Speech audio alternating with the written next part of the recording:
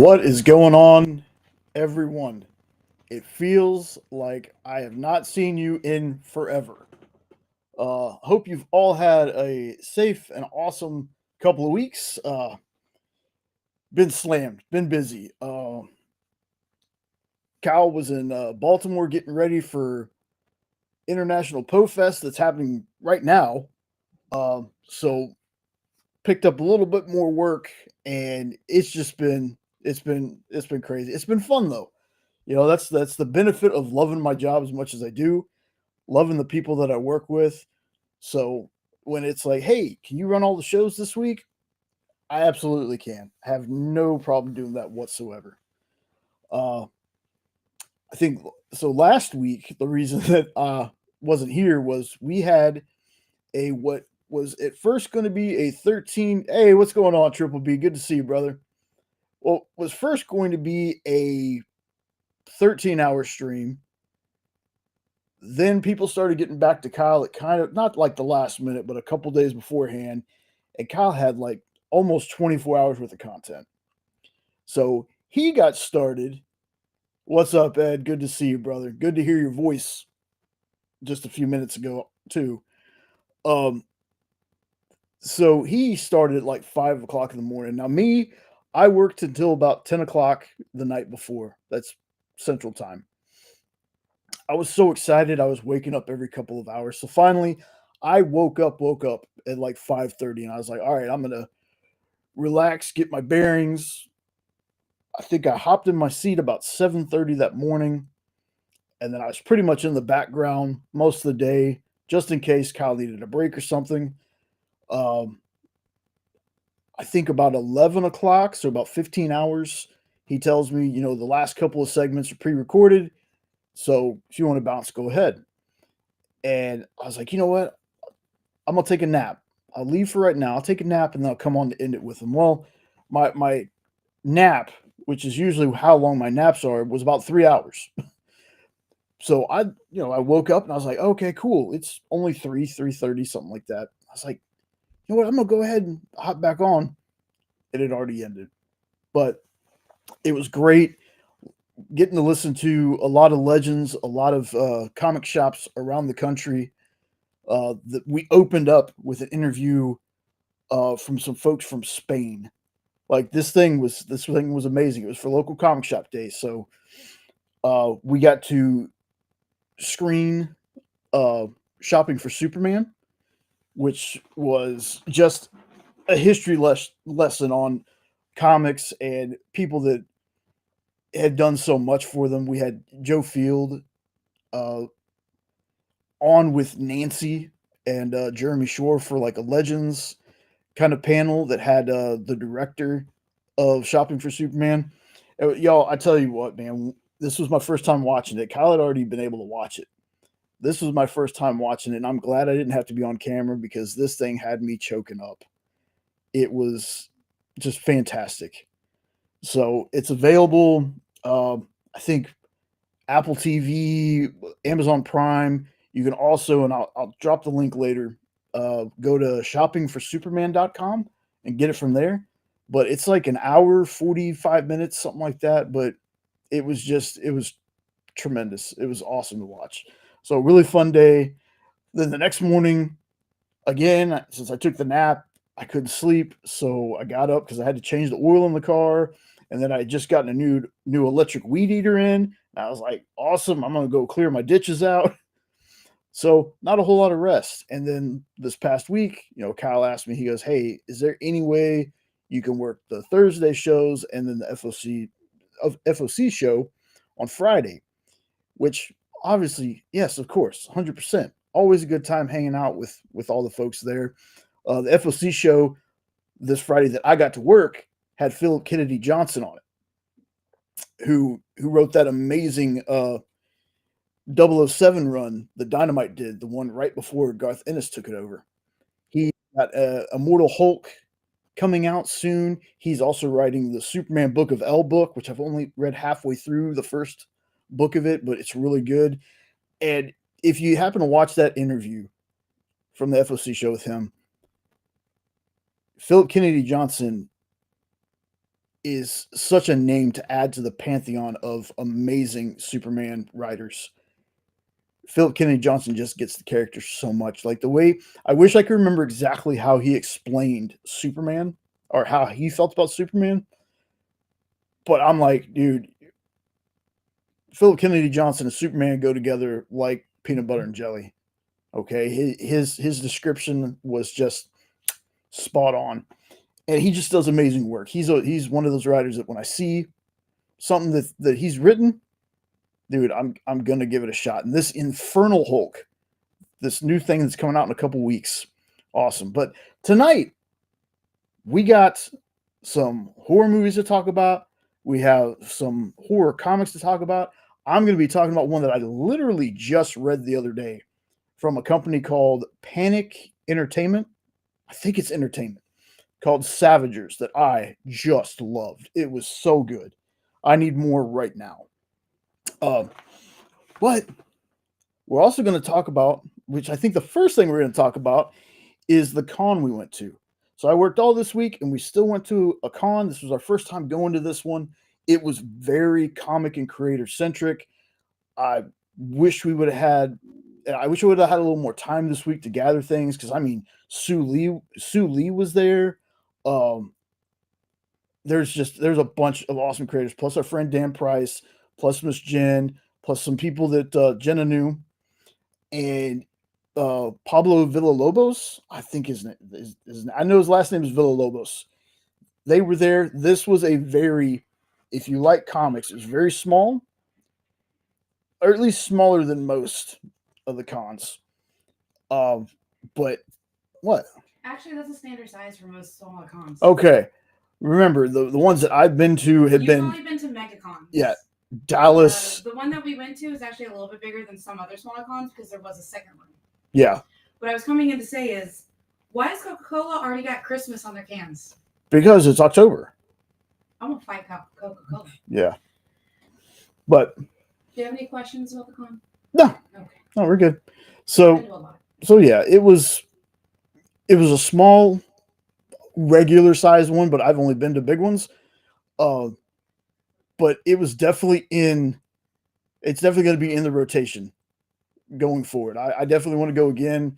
This is one of the better ones because all of the headline name guests were comic book artists and writers. Yeah, that's what I was talking about. It was literally comics and comic creators. There's other small ones, or medium ones even, I would consider this, have movie and TV show, at least the smaller ones. Yeah. But this one was just pure comics. Yep.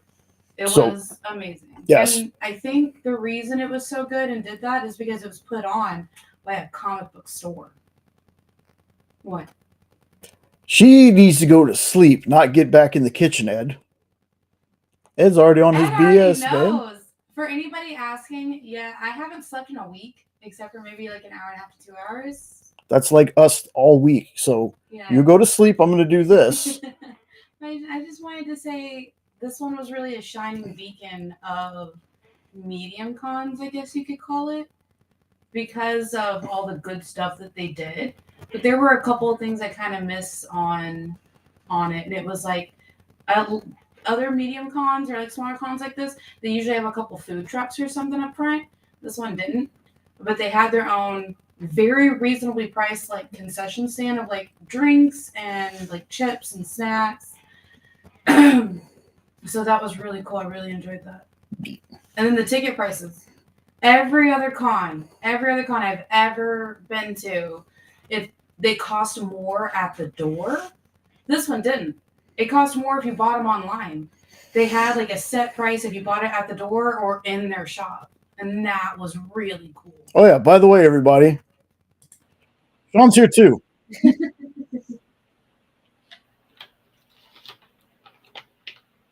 Well, don't stop talking because of me.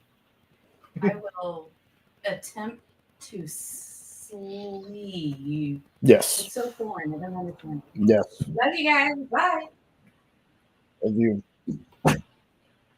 So yeah, this one was, it's very different because remember the first con that I ever went to was Comic Palooza, which is a pretty big one.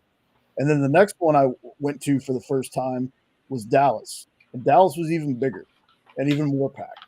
So this one was, it felt small by comparison, but it was nice to be able to. We parked in the parking lot of this place for free. for free. Like, usually, Jenna and I don't mind walking a couple blocks to get to wherever we're going. That's whatever. But to be able to just park in the parking lot and walk in, it was kind of strange because I'm used to having like bag checks and everything like that. And nothing. They were just like, they just looked at us. They're like, okay. I was like, awesome. What's up, Triple B? But wanted to show you something before we're going to show off things we got because we did pick some stuff up. Probably going to go a lot harder the next time we're there because there was a ton of comics. There was original art there that I can tell you this. While it probably wasn't price gouged, the original art on Nick's show probably a little cheaper. Just throwing that out there. Well, before we get into that, I want to show you. Just throwing it out there. Throw it out there. Come to the EXP if you want some good prices. This right here. This is a box I've been waiting on for a while from Kyle, which no rush for me, but you will eventually see this being open. I'm not going to open this because I'm going to get with the weirdos eventually, and we're going to open it. And this is not a light box, y'all. No. Like, I will open the top of it. Now, the reason that this part is open is because I wanted to make sure nothing was damaged or anything like that. But when I say this box is full, that's all the room that's on top. Like, it's up there. And I haven't opened any of it yet. I only checked to make sure that nothing was damaged on the inside. There are a couple of comics that didn't come in a package. They were kind of open. But I give you a hint. One of the books that we have in here is a $100 blank cover. So that's just a little tease I'm going to tell you. So again, that's going to be, I'm going to open this up with the weirdos. But it's sitting there. I don't know what's in it. I can't wait to open it, but I can wait to open it at the same time. Like, you waited this long. What's a little longer? Exactly, Ed. 100%, man. I cannot wait. And then I get to do the cool thing where I open up my League of Comic Geeks and put everything in. So super excited for that. But we're going to go ahead and Sean, let me ask you something, man. I talked about the con enough. Let me do this whole switcheroo right here. Maybe. Well, there we go. What'd you think? That wasn't bad. Like, for someone who has social anxiety to start where I did with Comic Palooza to go to this, a lot easier to deal with it. So, no, I liked it. And because it was so cheap to get in, we spent a little today. Yes. So we've got some really, really cool stuff. Like, it's hilarious. Normally Jay's very good about, bro, just come back and get it later. Like, really good about that. But the two of us had our eye, and you'll see him here in a minute, on some things. And Jenna's like, but blah, blah, blah. And I'm like, you're not doing a very good job here. She goes, you're going to regret it later. I'm like, am I? Because, and I'm suddenly looking, Jay's just like, yeah, don't look at me. Because he goes, I want one of what we're looking at. Yeah, I'm going to be the bad influence in this situation. So, yeah, we definitely, we spent. It was good. It was nice to see Red 5 there, give them some support, talk to them. Yeah. Still got to go see Afterburn in theaters because that movie looks so good. Yes. And I'm not saying that just because of Red 5 and whatnot. Yeah. I'm saying that because it genuinely looks like a really good movie. It does. Like, it's kind of one of those things where it might not be Oscar worthy or anything like that, but it looks like it's going to be a good time. Yep. And that's all I care about. I just want to have a good time. Yeah, and it was awesome because the the writer was pitching to somebody, and I had to like I hate interrupting people because I am that like again social anxiety runs in this household. I did that first Comic Palooza kind of by myself, and that was nuts to me. That was the craziest thing I've done in a long time. But I don't like jumping in on people when they're talking, but I had to when he was showing off the first volume of Afterburn. The guy was kind of the guy that he was talking to was thinking about it. And I picked it up and I pointed it back. I said, look, the best part about this book, you see these sharks on the back? There's actually sharks in the book. It's not just, there are some books out there that they put sharks or something like that on the cover, and they're nowhere to be found in the story. And in that book, the sharks are definitely there.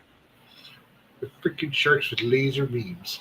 But it was really cool to talk to them. If any of you watched the local comic shop day, when we got to Miss Jen's store in the program, he had Josh Starnes there. Now Josh used to be with Red 5. He's now doing Amp Comics, the ones that are doing the Never Wars and a couple other books I can't remember. But that whole team has always been great talking to them. And found out our buddy Drew Edwards that we'd met before. He was tabling with Dan. I bought a copy of his Halloween Man with the Hack Slash. With Hack Slash. Yeah, number one. Yeah, they have a whole new imprint now called Dread 5, and his Halloween Man and Hack Slash, or was it Hack Slash or somebody else? No, it's Hack Slash. Okay, yeah. The volume was there. Screw it. Oh, we'll show that one here real quick. So, E, what's going on, man? Good to see you, boss. But yeah, no, really, it was that. So we bought the tray because Red 5 had it. Yeah. Speaking of which, you want to go ahead and since you already whipped it out. Well, I had to. People want to appreciate the show. But yeah, this is what Jay's talking about. He was booth with Dan Price, who does Bigfoot Knows Karate. So. Definitely looking forward to checking that out. Yeah, Drew's a nice guy too. Yes, super cool dude. I think he was one of the people that we went to dinner with that year as well. I think so. I think it was his wife, if I remember right. I think so. It's been a bit. And then they threw in some free comics, so I was like, I gave all the rest to Jay and them, but I kept this one. Yeah, Kaiser Soze. All right. And we stopped at this booth for someone called White Cup Entertainment, I believe is what it was. Yeah. But they do like their own take on designs with popular characters. So we did it was like 3 for $30 or something like that, or 3 for 20, I think it was. And so we all just picked out an individual one or something like that. So, but I got this because we don't have enough Nintendo stuff in this house. We really don't. Yes, that is 100% correct. Then I'm going to go ahead. I'll show off the thing. Oh, this was the thing that Jenna was trying to tell me don't spend the money on, so I don't have buyer's regret later because I spent money. So this is holy crap. That's shiny, but I don't know if I want to take it out of the thing. Folks, I will try to hopefully get this not shiny for you. I can see it good on my end. Okay. Okay, it's reflecting the camera. Here we go. As y'all can see, it is a Ghost Rider Wolverine metal print.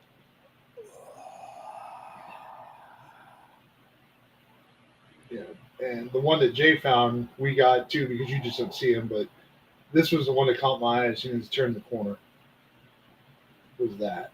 And these were basically about $40 a pop, and then they were doing deals like 2 for $70, 3 for $90, which for a metal print this size, I would say is actually a very fair price.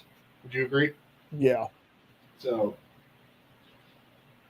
but yeah, that's all the stuff that I picked up because for me, everything else was for Jay and Jenna. So, but yeah, I can't wait to find the right kind of hanger for that. Put that one up on the wall. So, all right, Jay, your turn. Okay. Jay's got a little more to show off than I do. That's right. Before I do that, though. Although I could show off a Kickstarter comic if I wanted to. I am going to, since I saw 9-panel grid in the chat there, I definitely want to spread the love to him and Stu. Make sure y'all check out 9 Panel Grid. Like I, s- I don't want to say I stole, but he had an awesome idea for his reviews that he releases on Sunday, I believe, where he has the cover up at the top, and when he's done talking about it, he shifts to a smaller picture down in the corner. So he has the books lined up underneath him. I thought that Oh was yeah, oh I remember seeing that. That actually is yep. genius. Yes, I took it. I was like, sorry, man, I don't mean to steal it from you, but that looks so good. But yeah, I want make to sure say that we're not the only ones that have done that. I think I've seen Nick over at Comic Culture do the same thing before. Yes, and I think Nick's link is in the description. If not, it's on our YouTube page. But also, I'm gonna put Stu's channel in here because they alternate doing a show called Ink and Insights, which I try to catch every time I can. Just again, folks, you want to talk about people that know how to review comics, know how to talk about comics. Like I love comics, but I can't describe comics near as well as some of the folks I watch. And Says the guy who helped sell a Bigfoot Nose Karate set today. okay, well, that's because I'm like, it's awesome. These guys know how to talk about comics, so make sure Jenna was hysterical. Yeah, make sure you check out Eric from 9 Panel Grid and Dr. Doom, Stu from Dr. Doom's fan club. Yeah. 100%, man. Oh, Lorena. Oh. Hashtag lurking Lorena. All right, so shelf life. Where's yours? I'm not going to unroll this, but when Sean bought the trade that he did, they gave us a lot of free stuff. Like it was awesome. It was awesome. And one of them was, again, I don't. Oh, hold on.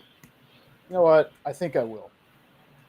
I should have done this before the show, but it's live. I'm gonna do it now. We'll do it live, provided you can get it off of there safely. That's true.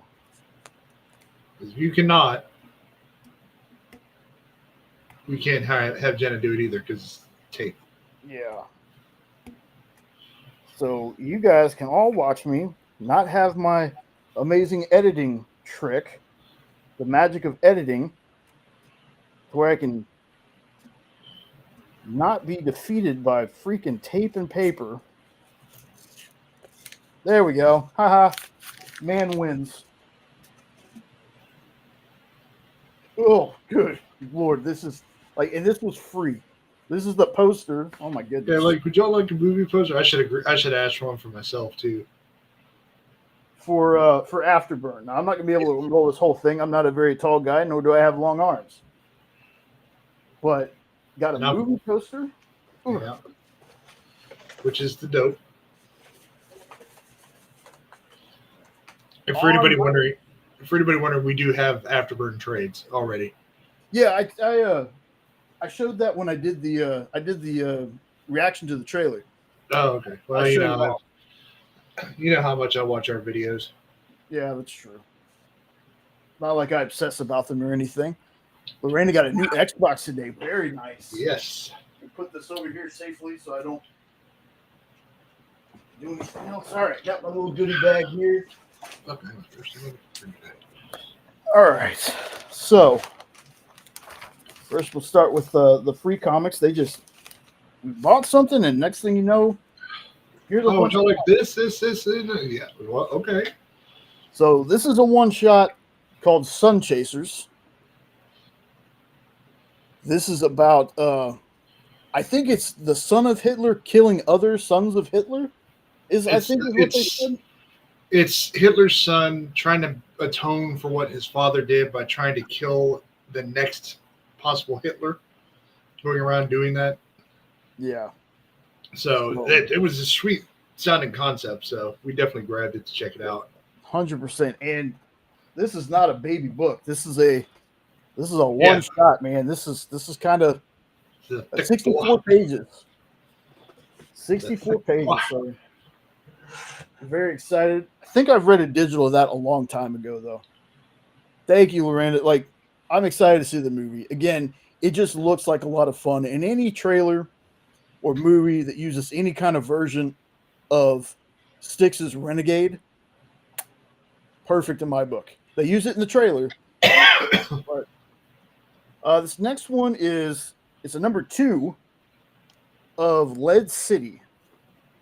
I remember looking at this a long time ago. I don't know exactly what it is, so I can't say too much about it.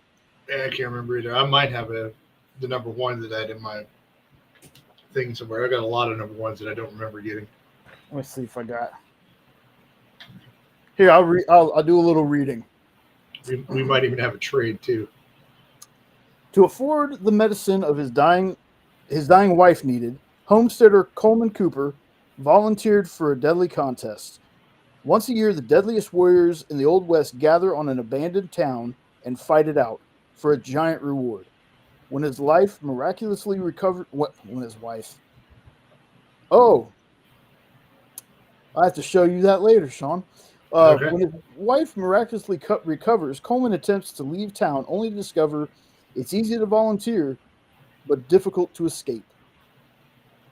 So I think that's what sold me on the original, like when I first heard of it. I think that's what sold me on it was Western and contest. Then we have, this is a number 2 of 4. This is Kulapari.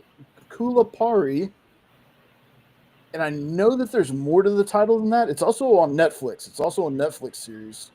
It says right there on the corner there.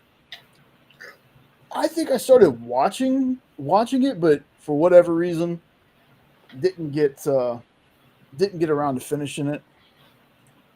And hold up once again, y'all, because how do I keep forgetting that our brother Triple B is in the chat? And if you haven't yet, he's got a crazy live coming up this coming Wednesday, y'all. And he's had some great videos. He's done some awesome rants on his channel, like during a live for something that was just gold. But Triple B is usually super positive, and I love watching him. So make sure you sub up Triple B. Triple B ranting and being mad? Never. Only on certain things. Mm-hmm. This thing was. And this is Snow Monkey. I think we've picked up Free Comic Book Day of this one, but I don't know. Huh? I said, yeah, that one I think is different than the other version we got. Okay. Because I don't remember seeing Enigma Town on the cover of that one. Well, if this was a 2025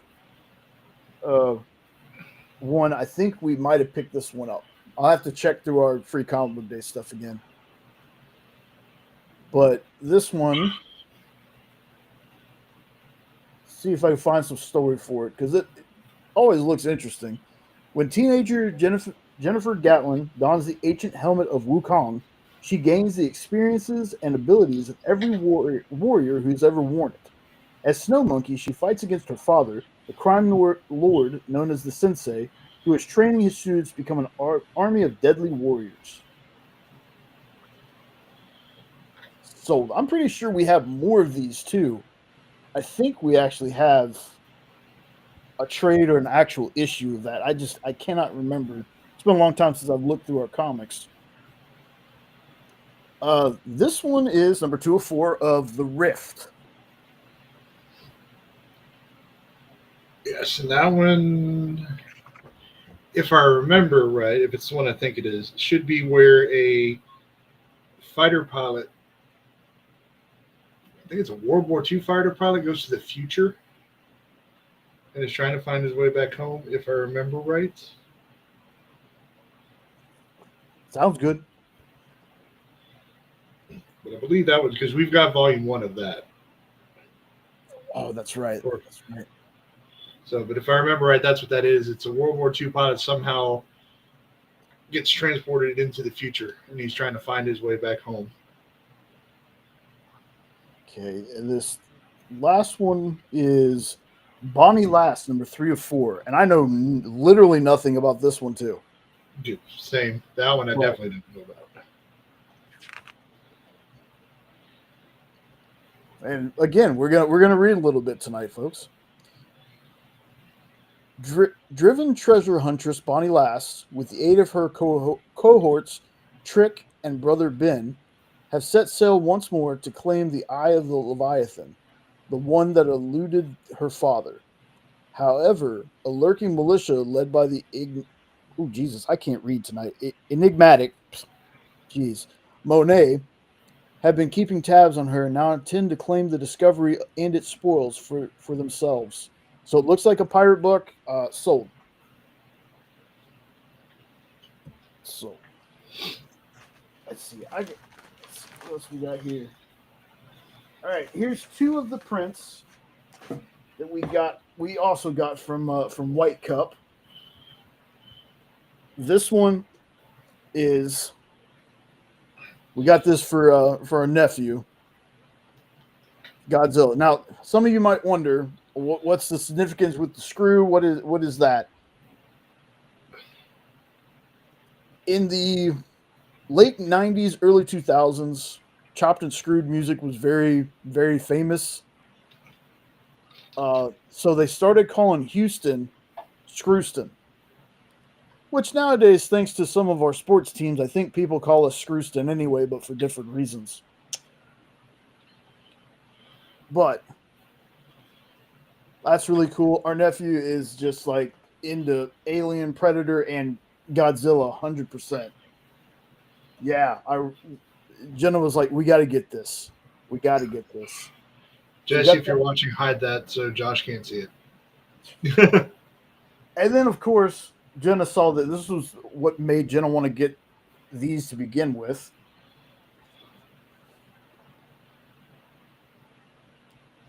She saw Mars Attack. She's like, I got to have it. And the other one I want was the Nightmare Before Christmas one where it was Jack Wick. Jack Wick, yeah. If we had bought 6 of them, I would have gotten that one as another one. Then we got.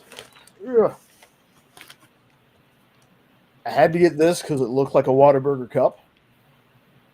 So that's their logo.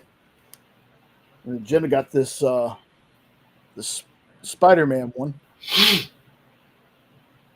Super dope. And then we got like little business card things. Got the got the address of the place and everything with it. Then, of course, we got to see Dan. So Jenna got a new sticker. The new sticker. Bigfoot Knows Karate. All these stickers. Now, almost done, folks. Yeah. A lot of free swag, which was awesome. Now, on top of the movie poster, we got this smaller poster. So you'll be able to see.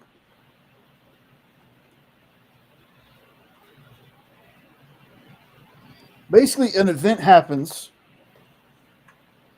and it knocks out all electronic devices, stuff like that.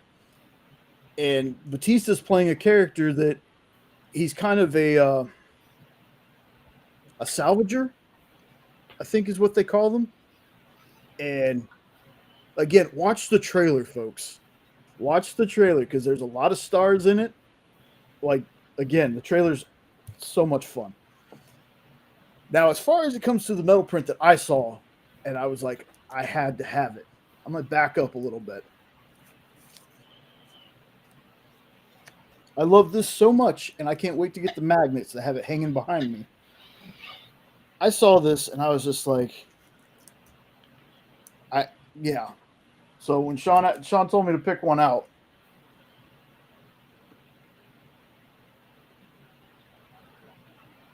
I had to go with this Invincible, Adam Eve, Omni-Man, and Conquest down here, down there in the corner.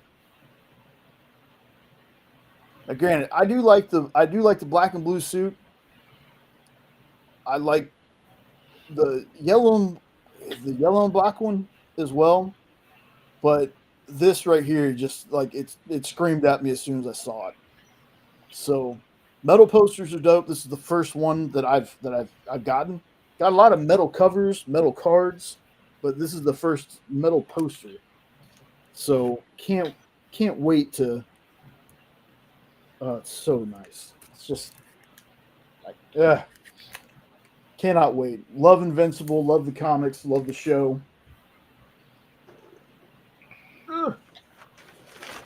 But yeah, so that's what we picked up, man. Pretty damn fun haul. It was fun to be able to talk to folks. It was also nice, not having 8 million people bunched up together.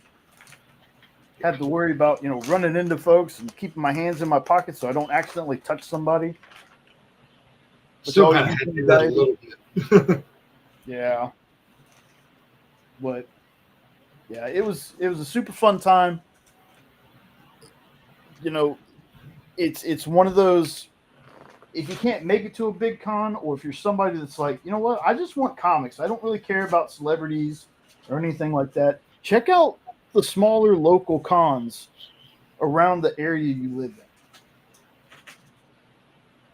Because you never know. Like I had a really good time. It was, like I said, it was more of we were checking it out for the first time to see if, it was something that we'd want to add to our going to con kind of list that we do. So yeah, fun time. BedRock City, again, freaking amazing. Nans was pretty great. Had a lot of good stuff at Nans. Like first time I'd ever been in that place. So super dope. Good time. So, Sean, why don't you introduce the main topic for tonight and start us off? All right. So, obviously, with it being October, we got Halloween coming at the end of the month, so it just seemed kind of appropriate. People hear me. By the way, everybody in the chat, let me know if y'all can hear me because I don't have my mic right up on my face.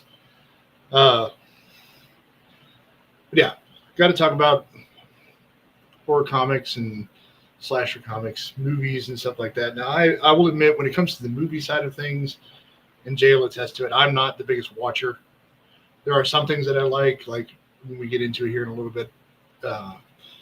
There's a franchise I'll mention that's one of my favorites, but comics-wise, once I got into those, yes, I can talk to you about some horror comics and slasher comics for sure. So I figured it's a good time for anybody who loves this time of year. Thank you, Lorena. Perfect. But if you're new to comics, at the very least, we can help you figure out where to go with that if horror is kind of more your thing. And movies, I think everybody will know some movies, but it's just kind of sharing some of our favorites because we couldn't do this last year because we didn't start doing lives until November. So I'll try to keep my list short so that I have something to talk about every year. Yeah. But speaking of that, I'll start off. Do you want to go comics or movies first? Let's talk some comics. Let's talk comics first. So I'll go. We'll alternate is what we'll do. So I'll go with an extremely obvious choice that probably most of our audience has at least heard of if you haven't started reading it, and that is Something is Killing the Children. The reason why I bring that one up is that's kind of one of those. It's going to be a modern, just series. It's going to be one of those ones you're going to know about. I think it'll be one of those like Invincible, Walking Dead, because it's supposed to go 100 issues and whatnot. But it's also it's a really good kind of horror psychological type thing. But 100% read it. It basically, in the world of Something is Killing the Children, monsters are real, but they can only be seen by children, except for those who are in the Order of St. George, who hunt monsters. And they go around trying to kill monsters and keep them from being known to the world at all costs, including the cost of innocent lives. And so there's a lot of really cool. Obviously, monster killings and scenes fighting those with the main character Erica Slaughter. But then there's also a lot of very psychological stuff with the Order of St. George in the later issues where they become more and more involved and stuff like that. So it's a really good read. Definitely at least read the first story arc, which is Archer's Peak. It's issues 1 through 20. Start there, and then I think they're on issue 30. They might be in the 40s at this point. So, but it's been going on for about the last 5 years, if I remember right. Because the series started before we moved into our last house. So, in which that was in 2020. So yeah, the series has at least been going, actually 6 years. So at least 6 years it's been going. That's my number one recommendation coming out the gate, because it's something that you can readily find. There's tons of trades. There's at least an omnibus that I really wish I had for that whole first story arc. So it's easy to get caught up on at the very least. You don't have to go buy single issues like I did. And your mic's either muted or we can't hear you. It's muted. Okay. It's muted. So the funny thing about this is Jenna worked at the comic book shop, and she was able to bring comics home. So she brought home the first volume of Something is Killing the Children. She read it and she left it there, and Sean ended up reading it. Well, the two of them talked about it so much, I was like, you know what? I'm going to go ahead and read it. Well, when I went to go read it, she had already taken it back to work, and I've never read it. I've never read the beginning of Something's Killing the Children. I think the first issue I ever read was back when we were getting PDFs from Image for in stores this week. I read number 24, 27. And I can see Studios. Oh, Boom Studios. That's why. I don't know why I was thinking Image, but we still got we got a PDF of it. Either way, but I read it and I was like, the issue that I read, I was like, well, I can tell why people like this. I liked it. I thought the monster design in it was cool. It was apparently a brand new arc, but I read like 2 or 3 issues after it, and I was like, it's okay. Like I didn't get the appeal of it. Like, I'm not saying it was a bad book. Just compared to some other things I had read and not reading the beginning of the story, it was kind of one of those. It was good, but I didn't really get the hype for it. But I think once I get to the point where I go back and I reread it, I will. If I started from the beginning, I probably will. Because I also read issue 0. And issue 0, which is a weird place for somebody who hadn't read, anything up until 24, 27, it was really good. Like the issue 0 was literally, from what people told me, was the final panel was like the first page or something like that of issue 1 or something. It was something like that. Like the story was so similar, or that's what she was doing before she went to this other town or something. Yeah, it was. It was basically how she learned about the Archer's Peak stuff. Okay. Yeah. So that's a good pick. Eventually, I'm going to go back. I'm going to go back and read it. But I just, again, it was just one of those. I had the opportunity to read it. I waited too long, and then I just kind of never got into it. So it is on my list. It is on my list to read. And speaking of my list, the one I want to talk about is going to be crazy because it's a very new one that I literally just read the other day. I was going through some digital stuff and I found it. And it's from a company called Panic Entertainment. And it was called Savagers. And apparently the FOC for issue 2 is coming up soon. You can tell that I didn't have a whole lot of time this week, folks, because I would have had, my PowerPoint presentation showing all the covers and everything. But this book is definitely, if you are a fan of like the manga, the anime, the live action Parasite, the one where the guy has the hand that's taken over by an alien because he ends up stopping it from controlling him. This is like they had a humble bundle, had a lot of cool. Okay. That's very cool. But this one is like meteors fall to Earth, but they're not really meteors. They're these parasites, and the parasites eat anything living, animals, people, everything. Like, and it's very body horror. It's very gory, Yep. and I'm reading it, and I was like, it kind of reminds me of Parasite because the host, one human apparently, the host and the parasite decide to work together, and they're gonna fight these other. Now this is only issue 1, so I don't know if this is exactly where this is going, but the way it made it feel is this is a team.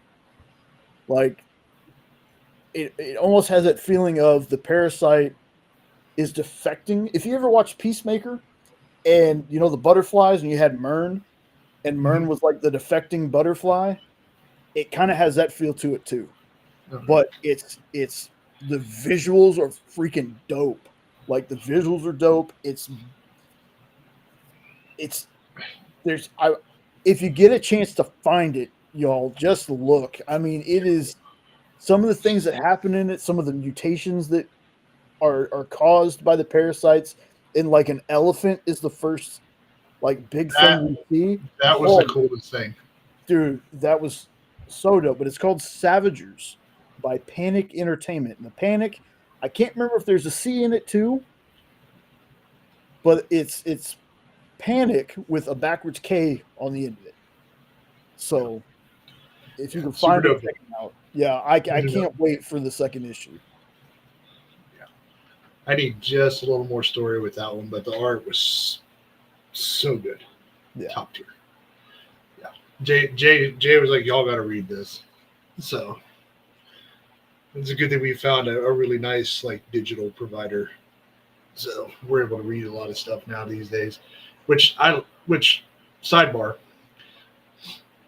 I know there's this big thing about boo digital because and I agree. There's nothing like holding a comic in your hand physically. But the thing that is great about the digitals, especially for the three of us, as busy as we are, we don't get to go to comic shops weekly like we used to. well, So the digital thing for us is great because we can now at least check out an issue or two.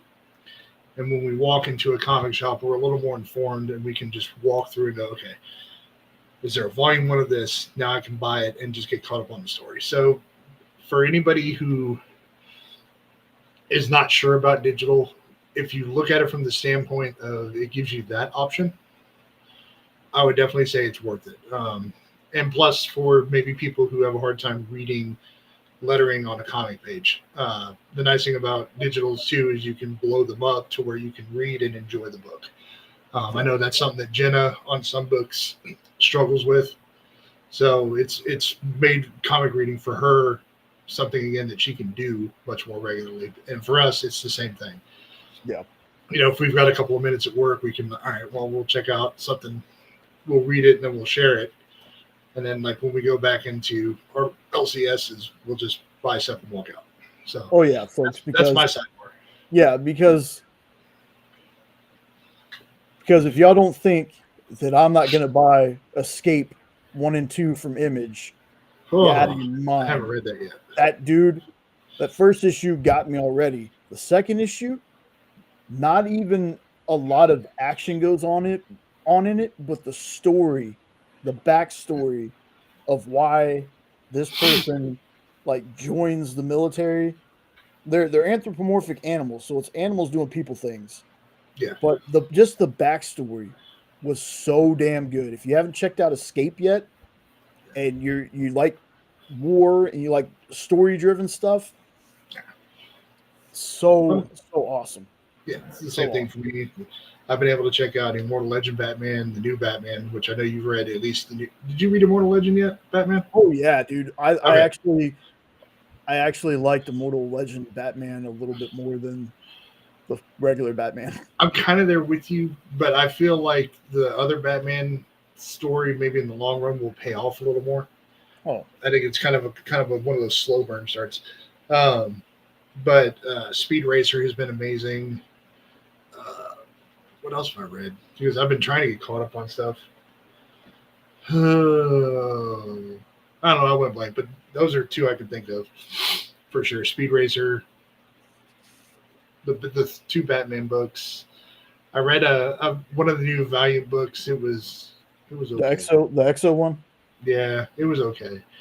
I'm not feeling Valiant as much as I was before, but anyway, we're not going to go there because I don't want to deter anybody who wants to go read Valiant. If you want to check it out, it might be up your alley. The art in it was really good, so I'll give it that. Well, the Valiant stuff for me, the stuff that I've read, I've liked, but for me, if I get an issue 2 or 3, and it still holds my interest, I'm gonna. Okay, sorry. I just remembered the big one that I read that I don't know if you're gonna get mad if I steal it. So we're both gonna talk about this. Okay. Jay's been talking about this book all freaking year. I finally read the whole dang thing in one night. So our next book that both of us are gonna talk about is Jump Scare. Oh yeah. Yes. Okay. Yes. Okay. Jay's been talking about this one, which Nope is the one that read it first. Nope brought it up to Jay. And then Jay is nonstop in talking about this book. Imagine you are the biggest horror movie fan in the world. And then all of a sudden you get imbued with powers. And your powers happen to be that you can conjure any weapon you've seen in a horror movie. Plus you've got, I think, added speed, agility, strength, and the ability to teleport as long as nobody's looking where you're going. But it's the whole conjure weapons from any horror movie you have ever seen.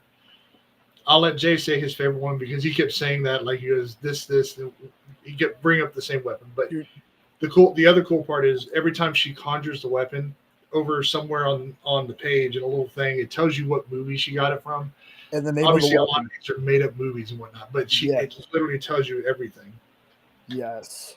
It is, for me, this was the Grandma Chainsaw of 2025. It was that just the Grandma Chainsaw, the Where Monsters Lie. It was that just batshit crazy. It was the most awesome book. It had no right being that good. It was a very loose story concept, and it was just fun. Yes, So, it's a horror comedy. It's a horror comedy book, and my favorite weapon has got to be the chainsaw glove. Yes, the chainsaw glove. That was my favorite one, dude. That was my favorite one. So cool. Oh my god! And it could have very easily been a Harley Quinn clone. It could have easily been that way, but this character is definitely her own character.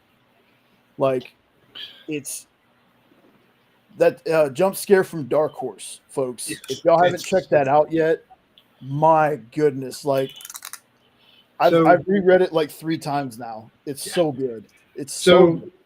A brief kind of synopsis, other than it's a horror movie person who got powers. She fights off these evil spirits or whatever they are, entities and whatnot, and her family is basically for anybody who lives in Houston, they'll get this reference, but think of somebody who's a mega church kind of person that they very religious, fake religious, just to make money. And her sister gets kidnapped by these people. Or no, her sister gets kidnapped by a guy who wants to fight them, is what it is. And then it's a whole big thing around that, and they all get captured. But it is, like I said, it is all over the place, yet it was a very easy thing to follow. Yeah. But it was I think outside of Frost, that was probably the most fun I've had reading something this year. And Frost was the most fun I've had reading comics. Yeah, it's it's this thing where, because some people might think So it just jumps right into some weird monster giving her powers. But in this world, superheroes exist too. Yeah.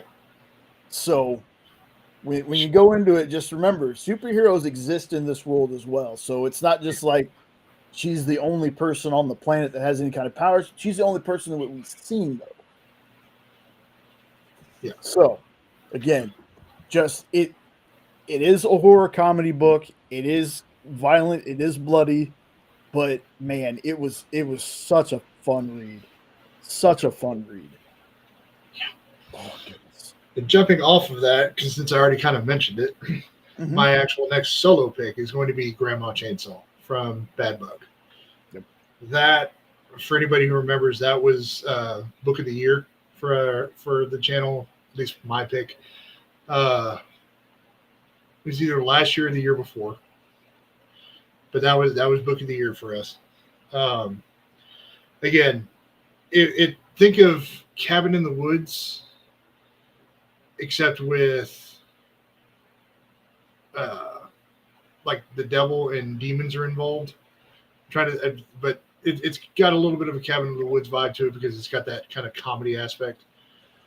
But the title of the book is exactly what it says from the title, and then it's not, which is the coolest part. Yeah.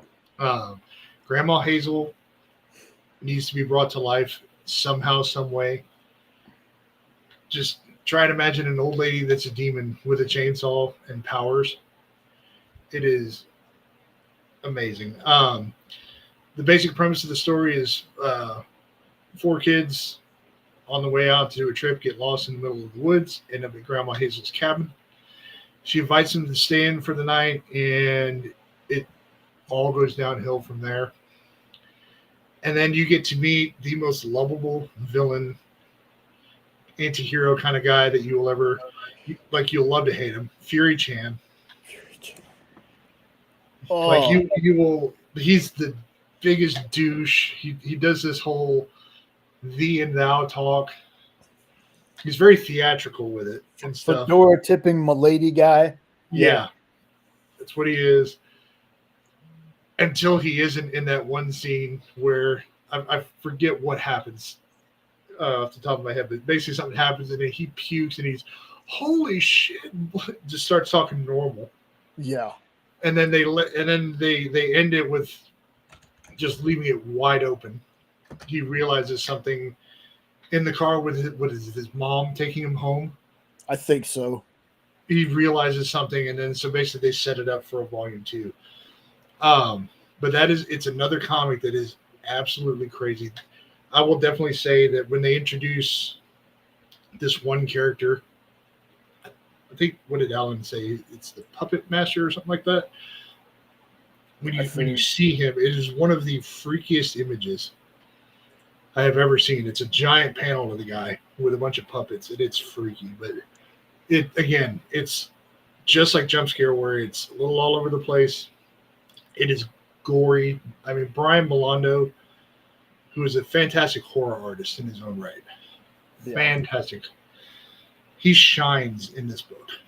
And the sad part about for this was a series where another friend of ours, friend of the channel, Jason Smith, passed away right around the 3rd issue.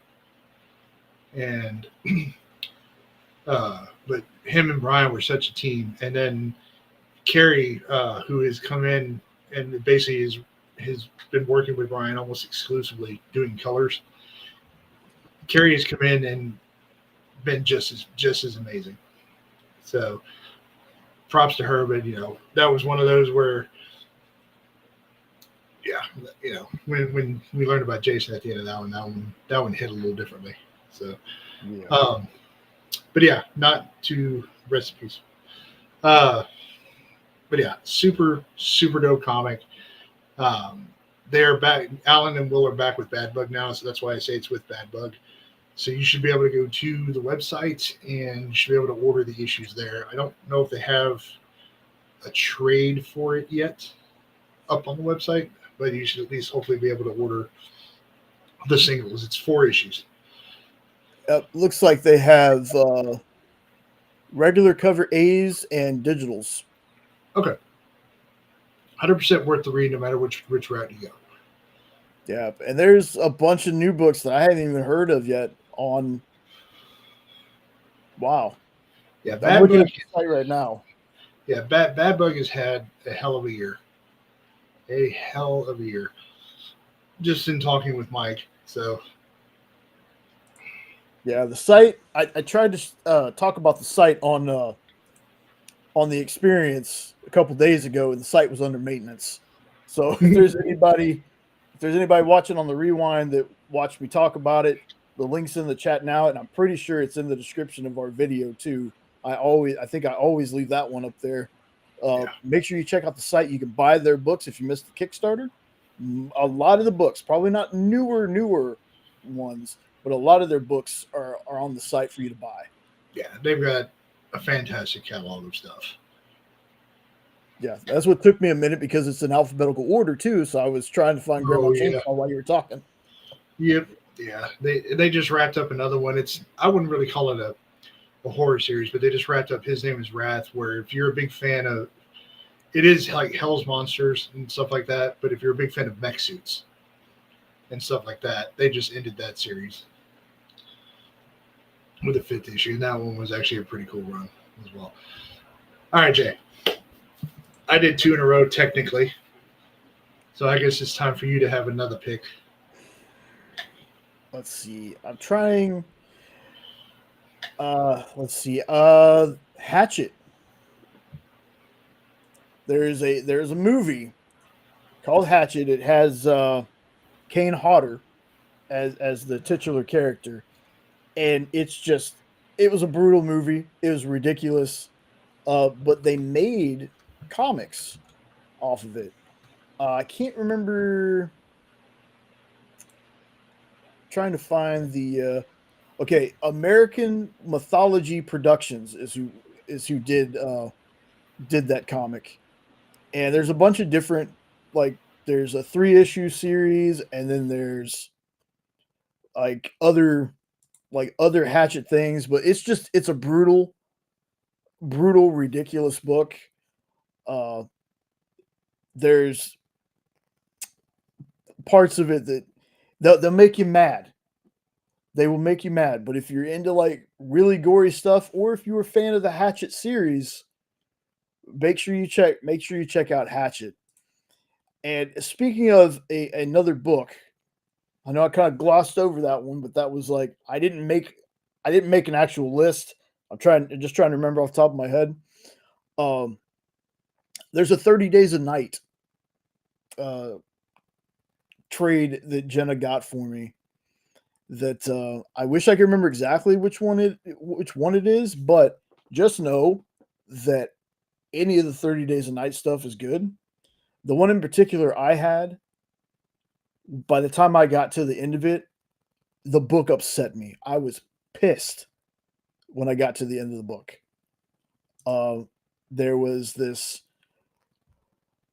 there's this character that you thought, oh, this is going to be so awesome when they meet up and team up, and then the way the book ends, I love it, but at the same time pissed me off.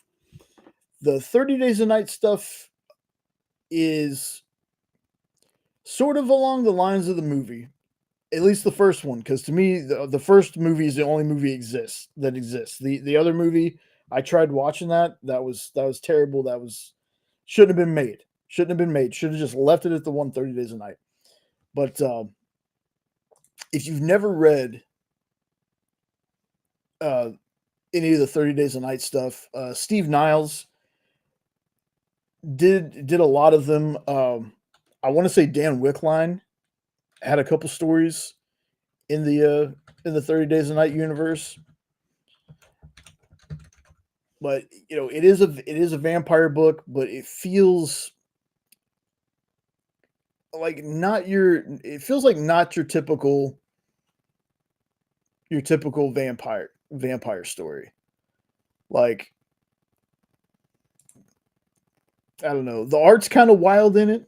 Sometimes it takes a little bit getting used to, but Like if you're looking for a kick-ass vampire story, check out 30 Days a Night. And I'll go ahead and throw a third one in here since I'm thinking about it. Has nothing to do with vampires though. Oxymoron, the Loveliest Nightmare from Comics Tribe. I've talked about this character. This is literally one of my top 2 favorite villains in all of comics. And I mean DC, Marvel, Image, everything. The second one being Matter Red, which is another book. So there's 2 of them for you right there. Or 2 more, I should say. Picture a Joker who's even crazier and a cannibal who's already killed his Batman. Like, he's terrifying. He's funny like the Joker, but I think he's even more terrifying than the Joker could ever dream to be. And then you have Matter Red from Bedlam, which is only 2 volumes.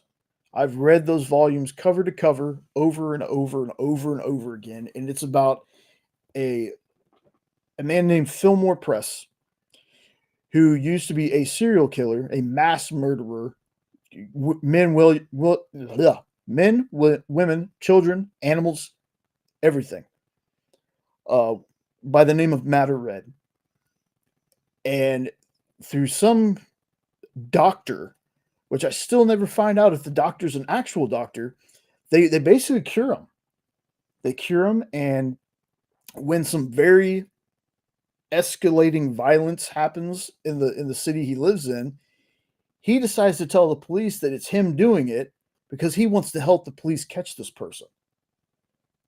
Again, a lot of body horror in that book.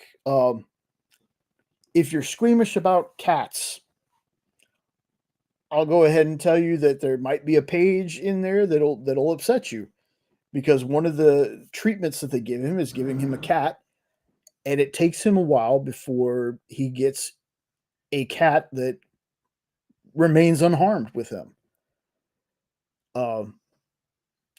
It's rough, but it's such a great story. Again, it's one of those that was canceled too soon. I don't know. I don't even know if it was canceled or if the writer just kind of abandoned it. It kind of feels like that. So yeah, that's Bedlam, Oxymoron, the Loveliest Nightmare. One that's only 2 issues, because Sean's still looking for stuff. So don't worry, Sean. I'm just gonna do one more. It's one. You're muted. It's one called The Atoll, and it is about a kind of underground rich people ring where they kidnap people and make them fight a either 18 to 20 foot great white shark named Majesty. And I'm so sad that it was only 2 issues. Tim Daniel, the writer, who has gone on to write many other great things, I don't know what happened. There was a solicitation for 3 and 4, and they've never made it out. But Jenna and I happened to find issue 1 in the comic shop. We grabbed it like a month later. Second issue came out. We grabbed it. Really enjoyed it. It's only 2 issues, and I still read and talk about that book.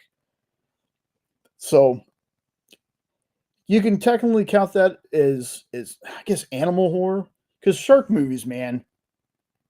Shark movies are all horror. I'm kind of, when we get to the movies, I talked about this one. I'm just, when it comes to sharks, I love shark movies, even if they're terrible. There was a TV show that I'm also going to talk about that had Craig T. Nelson. It was a little TV mini series that Craig T. Nelson was in that had to do with kind of a shark. That was amazing. But yeah, those are just a few more. And then Hellraiser, y'all. If you ever get a chance to read the Clive Barker Hellraiser comics, please do so, because those things are great.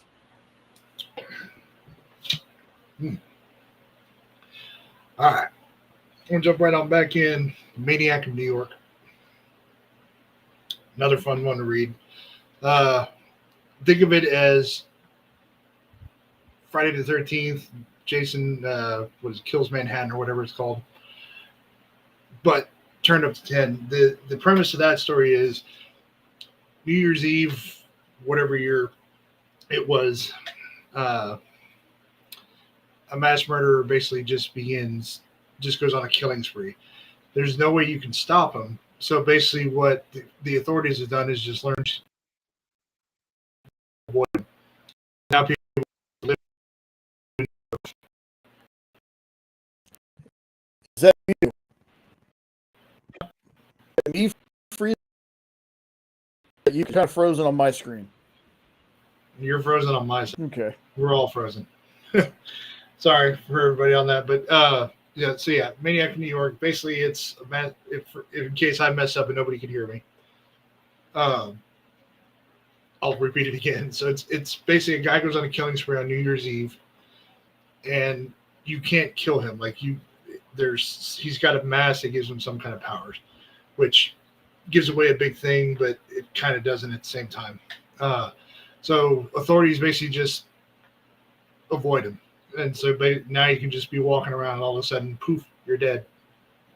You can show up on a subway train, mass murder a bunch of people on there and this and that. But it's very, very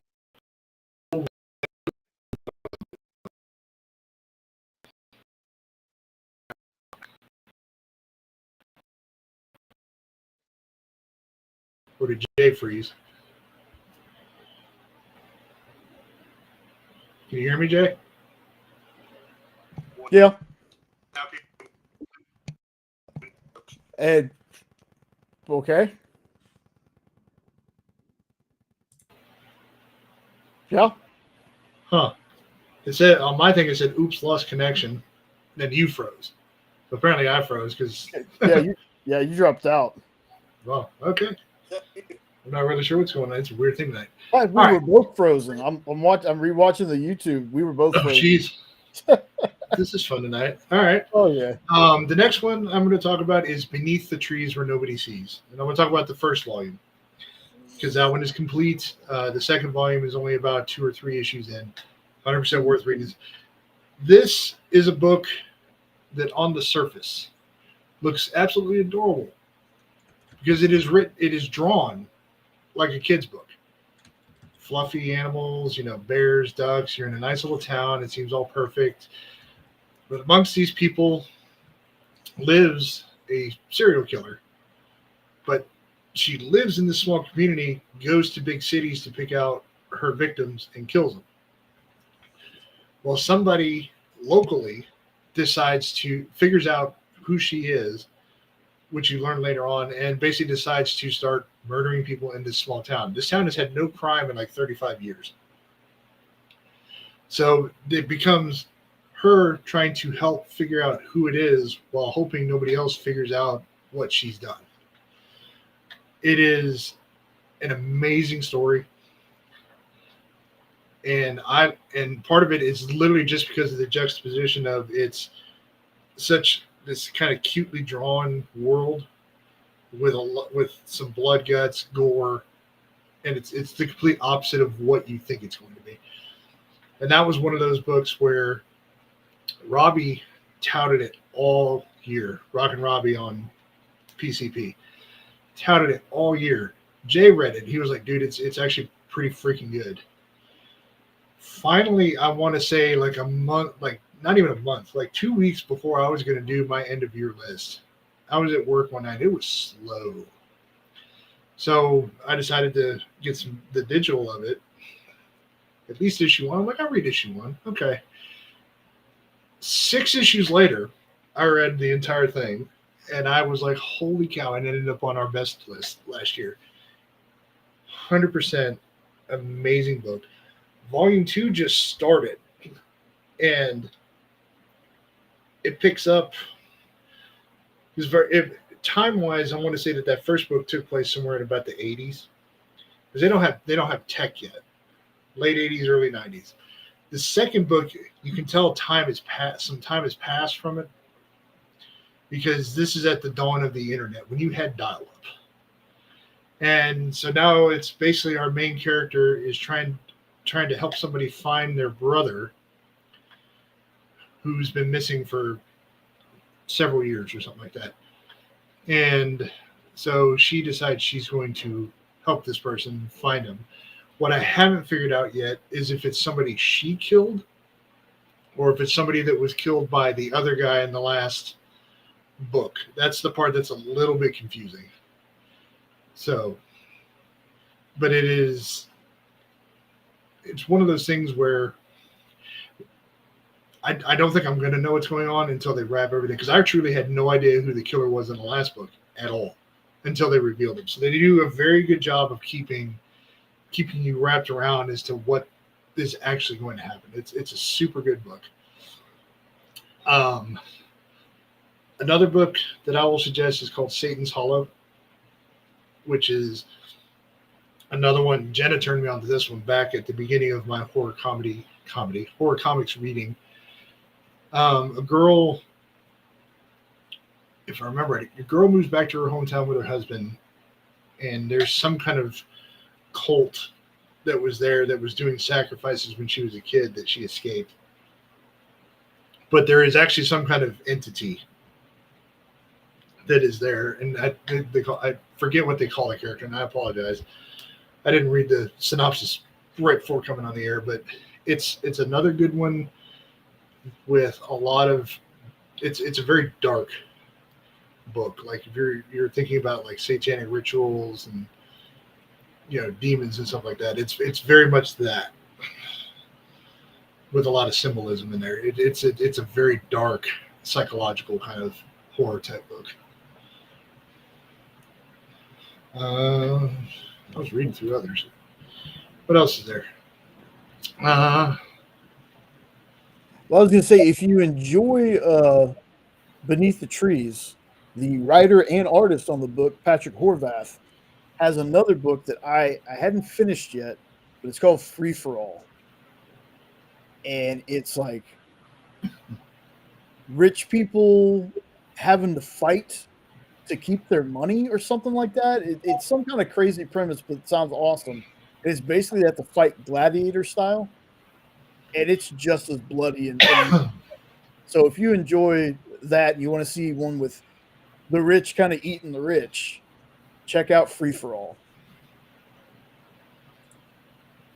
So another one that I'll have to read the synopsis on, because it has been a while, but I believe all of us in the house have read it for sure. I know Jenna was, but Bunny Mask from because I'll tell you what, folks, if you want to go look up a lot of really good horror stuff, go look up Aftershock Comics. They don't publish new stuff, but you could still buy stuff off their website. Bunny Mask was one of those series that it messes with your head. But I'll read you all the synopsis, kind of give you something. It's sealed in a cave before the dawn of man, released by a crazed madman. Bunny Mask walks our world once more. But for what dark purpose does she use her unnatural powers, and what's her connection to Bea Foster, a young girl murdered by her father 14 years ago? In order to save his life and his sanity, one man will discover the truth of what waits behind the mask. And it is a crazy book. Absolutely crazy. There's 2 volumes of it. You can even get a really cool shirt. So, yeah, I had to bring that one up. If I had to name another one, and Jay's read more of this series than I can, so he'll be able to fill you in a little more. But it's called A Walk Through Hell by Garth Ennis. I've only read a couple issues. Jay, I think, has read at least a volume. If you want to be taken inside one of like the craziest psychological, I don't even know if would you say was it psychological horror or psychological thriller. It was horror. I mean, it is one of the craziest stories you will ever read, and each volume is at a different spot. First volume, I believe, takes place at a warehouse. Yep. And it's one of those. I have a hard time describing it because for me at least, that book can be very if you let it get into you, a disturbing book. Yeah. And that's why it's so good, because there are very few books that get to me like a movie could. And that's one of those books that is, it will creep inside you and freak you out. Yeah. We Do you haven't remember even the publisher? Was it? I almost want to say that is also an Aftershock book. I think you're right. Hold on. Like while he's looking for that, I'll tell you all a little story. So Aftershock. Sean, okay, it is Aftershock. So Yeah. Sean had bought a bunch of single issues. Like it was a run, but I can't remember how many. I got the entire run. Okay. I bought it from one of Jenna's shows when she had it. It was such a good price. Like, and for some reason, I was bored one night. You know, not like I didn't have 800 of our own comics to read, but I happened to grab it. I got through 3 issues of it, and I immediately bought the trade the next day. And I need to get the rest of it. Yep. I haven't finished it yet. I know there are a lot of people that had said that it's one of those that starts off super strong. They loved it, and then when you get to the last book, it's kind of terrible. But who knows? I haven't read it, so I can't make any, assumptions that it's bad. All I know is the volume and the stuff that I've read was phenomenal. So yeah, A Walk Through Hell, y'all. If y'all haven't read it, check that one out. Yeah, I think what I'm gonna do for you, Jay, maybe is they have a complete series hardcover. Maybe I'll just get that for you. Let's go. So, but yeah, we're not lying, folks. That first volume is disturbing. Read it, freak yourself out, have a good time. Yeah. All right. I'm blanking out a little bit. I can tell you something that I've read. I read recently. It's an older book, but I read it recently. It's called 68. It's from Image Comics, and I'll read you the summary. Vietnam, fall 1968. A long-range listening post deep in enemy territory has fallen silent. Fearing the worst, a 5-man U.S. fire team is scrambled, plunging into the shadow-haunted jungle to investigate. Led by First Lieutenant Tommy Blake, the squad will enter the true heart of darkness and discover more to fear than the enemy as a country-turned slaughterhouse gives up its bloodthirsty dead. There are zombies in the razor wire. So this was a zombie book. I think it's from 2006. But I read I think the first 2 issues of it. Wild. It's a wild book. It was written by Mark Kidwell and art by Nat Jones. So if you're a zombie person, I know for a lot of folks, zombies are getting played out.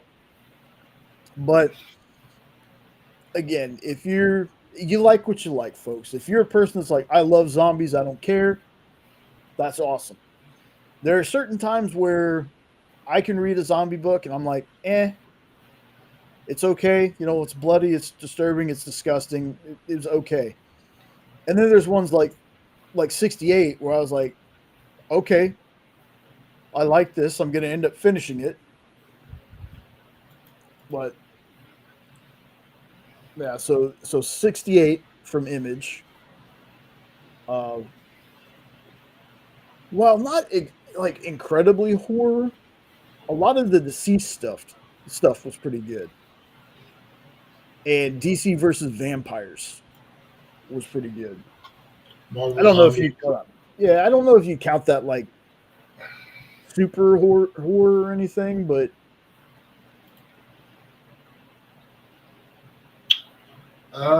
Okay. This will be my last one in the comics entry one. okay. So it's a horror anthology series from Bad Bug called Roseblood Manor. I will definitely say, look, if you can get like each issue is self-contained, so I'll start with that. But if you were to like start at issue 1, in my opinion, issue 1 was okay. There were some good stories in it. Obviously, a little bit of bias there. The Alan Will story was my favorite. But issues like 2 and 3, for instance, were very strong from beginning to end. Scott Wilkie took over, basically kind of organizing that entire series. I think starting with issue 2 on. And what Scott does is, yes, he has these individual stories that are told, but he interweaves a connecting thing all throughout. So there's at least this kind of thread that connects all the stories in a way. But it's a good thing. It's a good series to read where you just get some of these nice little short stories that are contained. You don't have to worry about, if anthologies are your thing, is essentially what I'm saying in a roundabout way. For me, I think issue 2 is my favorite. So far, I'm a couple issues behind on it, but it's definitely a good, strong read from them when it comes to that. And one that I definitely think is worth checking out. I want to say they're up to issue... Right now they're on issue 4. Okay, so I'm only about an issue behind on that one. So, but really fun kind of anthology series to read. So, Nice. That'll be my last one for this year, because we'll do a 2026 edition of this. Oh yeah, and folks, again, it's been such a crazy busy month for both of us. I'm probably forgetting. I know I've read so much freaking horror this year, but again, it was hard to kind of put a list together and have the time to do that. Oh, there's a couple of like glaring books that we haven't mentioned. Mm-hmm. We haven't mentioned Where Monsters Lie. Yep. Which that Kickstarter ended. Kyle says it's the last one. Kyle Stark says it's the last. We'll see though. Kyle Starks, folks, another writer that is proving that it does, like, his individual creator-owned properties, amazing. Where Monsters Lie. When we weren't joking when we said that, or I'm not joking when I say that book is that Grandma Chainsaw and Jump Scare define bad shit, crazy, and awesome. Like when you look up those definitions of things, those 3 books are the ones that come. Cul-de-sac, I haven't finished reading yet. I need to, but the first volume was. There's one guy's name that we still can't say, or I guess we could. I just can't remember his name now. With the bear on his head. Jay, go find the poster so you can find it. Just imagine a community where serial killers live. And we have a bunch of kids who decided that they were going to try to prank this community without knowing that. And so in doing this, you find that there's an FBI police officer, one of the two, but an FBI guy that's been trying to find these people since he was a kid, because you learn that they murdered his family. But yeah, it's a community of serial. It's great. One of these guys, once Jay finds the name, but we knew, because he's sitting there like his yard, like he keeps his yard pristine, his garden is perfect, but we knew.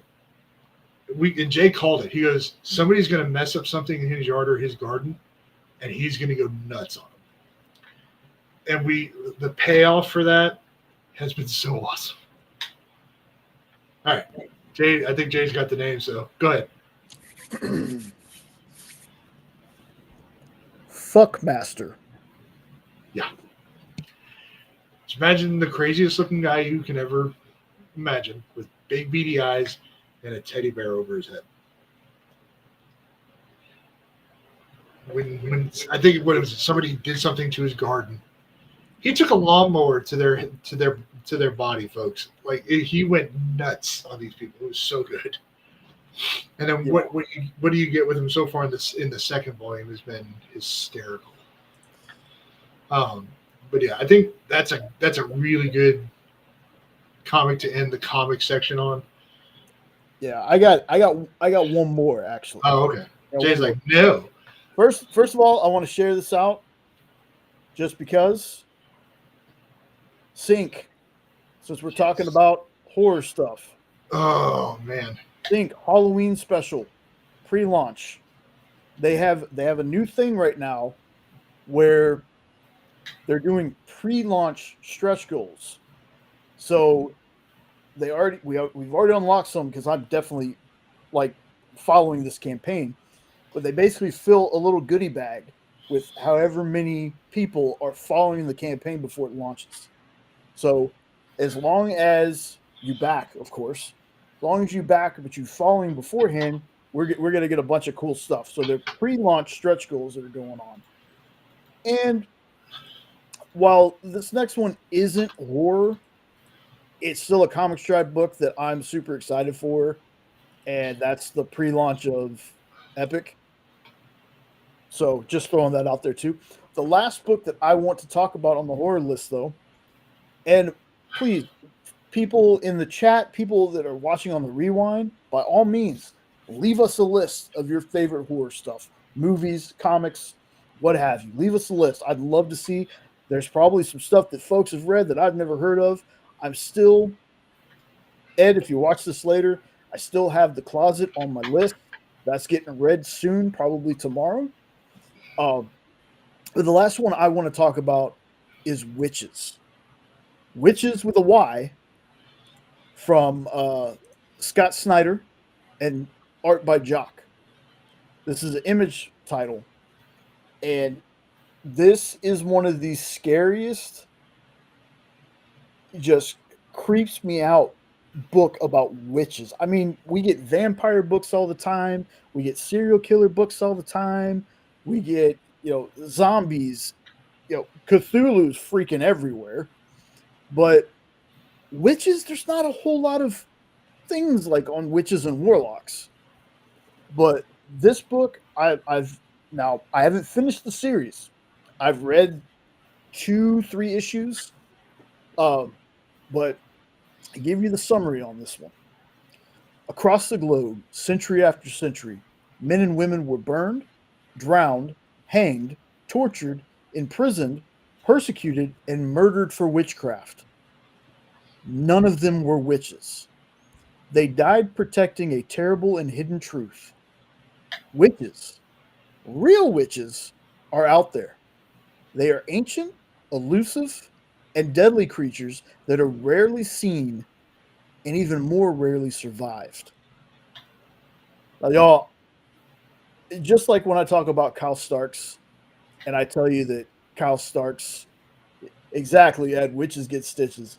Kyle Starks is a name on a book, much like some other folks that I'm going to grab it and read. You know Scott Snyder's work, folks. You know his work. And Scott Snyder and horror, my God. It's tremendous. Sean, that is one that I would tell you, dude, put on your list if you haven't read it yet. Everybody out there. Yeah, everybody out there. If y'all have not read Witches from Scott Snyder, my goodness, what a tremendously creepy horror, makes your skin crawl kind of read. And that'll be my last one for the comics. Man. And I want to say real quick, since Ed popped up, last night, which somehow me, Randy, and Lorena missed her showing it. Nancy had a Fantastic 451. So I got to tell the story about how you had told me to read it. And look, the Hickman stuff is great. Some of the other stuff of Fantastic Four that I've read is great. But for its time, Fantastic Four number 51, it's one issue, a complete story, is probably my favorite Fantastic Four thing that I've read. And it's of its time. It's language coded to the time. And I don't mean that in like a weird, it's kind of racist way. I mean as in like some of the sayings, some of the stuff that's done in the book, very of its time. But man, such a good story. Had me teary-eyed near the end of it. It was fantastic. So if you ever get a chance, to digitally, or you buy a reader copy, or if they ever do a reprint, that's something I'm going to look for. I want to own that book. Like, even if it's a master, because I don't mind getting reprints, y'all. I don't mind getting facsimiles that are reasonably priced, not like more than the comic's worth brand new. I don't mind getting the True Believers copies. That's how I got my New Mutants 98. So, and my Hulk #1, it's a Marvel Masterworks reprint. I don't mind getting $1, $2 books of older books. I just want to read the story. It doesn't matter to me if it's a first print or whatever. But yeah, Ed, it somehow we missed it.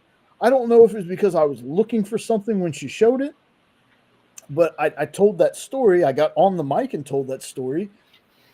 And she goes, "You mean this one?"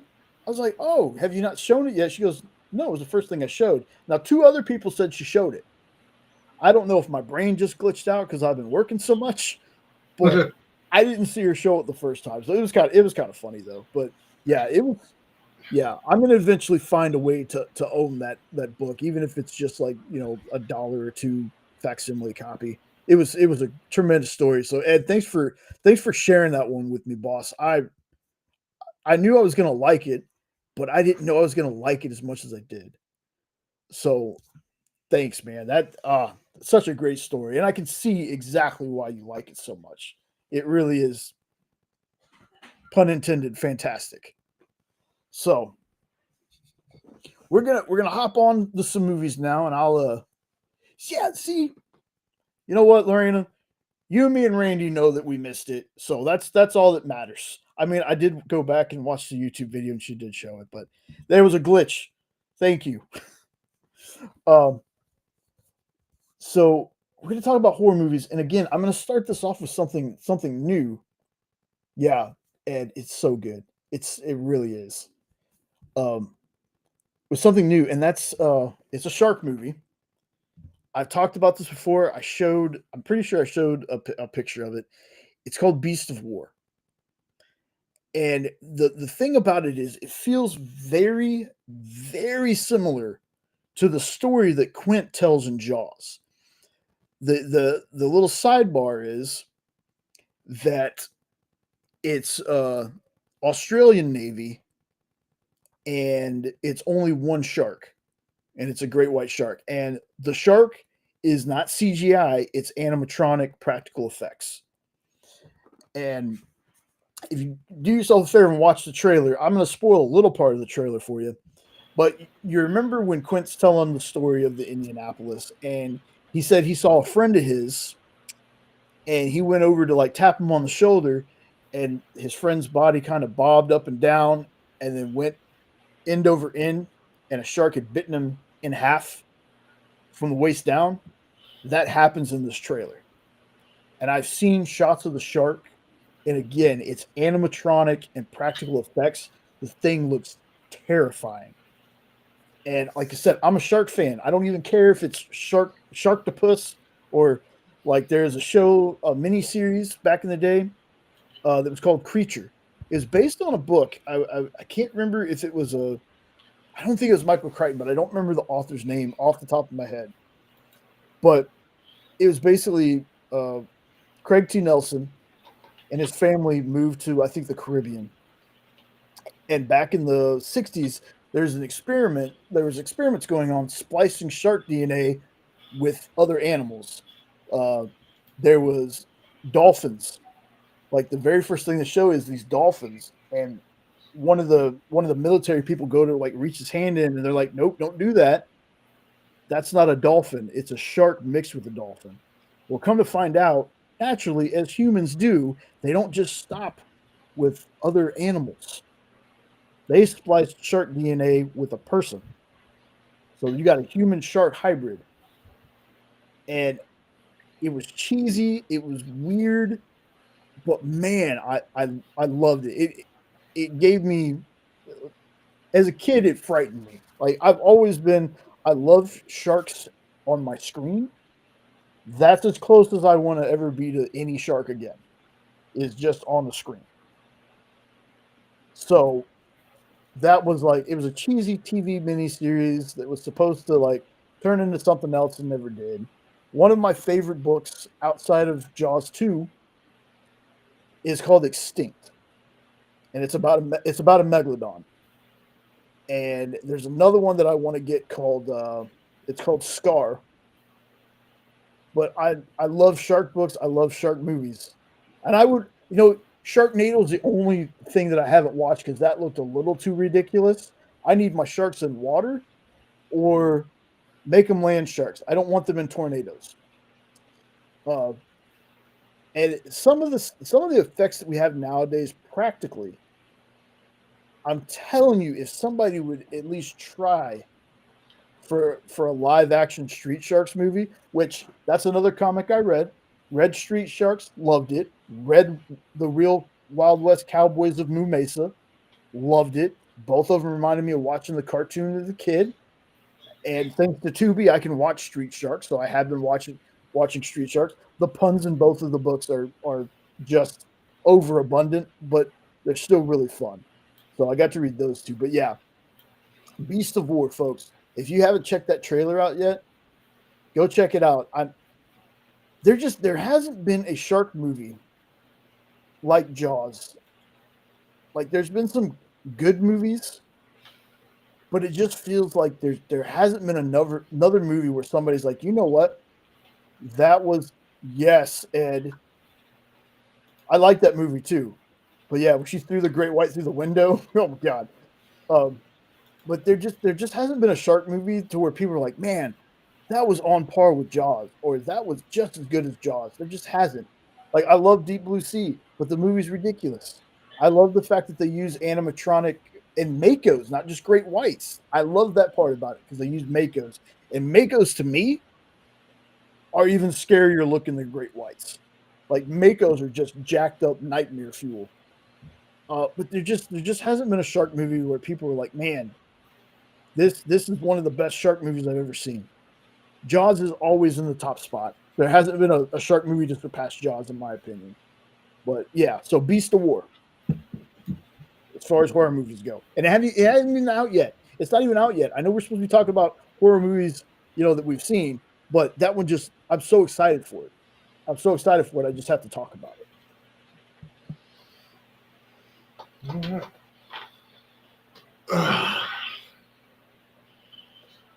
I am ready. So, Jordy, start. Should I hear the long spiel about the shark movie? Sort of. Oh. Which movie were you just talking about? Jaws or just sharks? It's called Beast of War. Oh, okay. I thought you were talking about Jaws, which obviously Jaws is kind of on that list. Yeah, well, it was my whole spiel was about how there hasn't been another shark movie, in my opinion. Like, there's been some good shark movies that I've enjoyed, but there hasn't been one that I can literally say this is on par with Jaws or just as good as Jaws.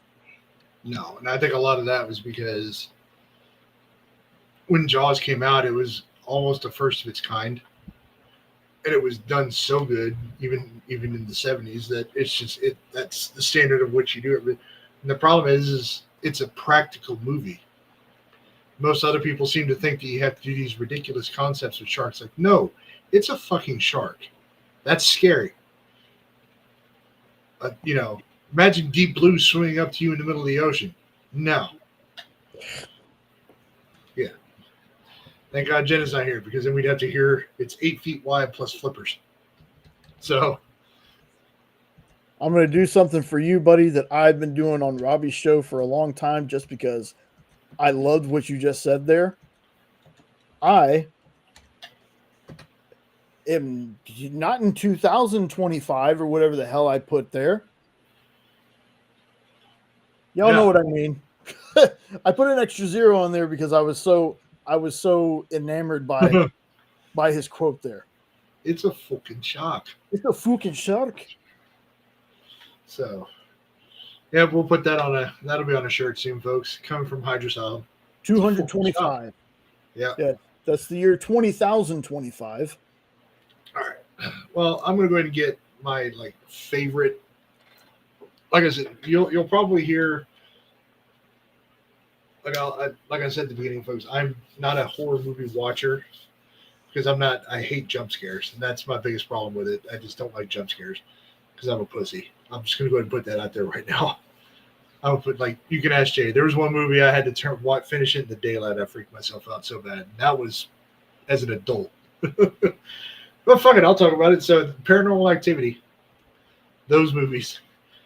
I think it was the second or third one, dude. I'm trying to watch through this. I think it was, and I got to the part where I think they're at a family member's house, and I just start getting freaked out. Just the reason why those movies messed with me so bad is because I believe in that stuff, and I think that's why those screw with my head so bad. So if you're into that style of movie, or which are jump scares, ghosts, and hauntings and stuff like that, or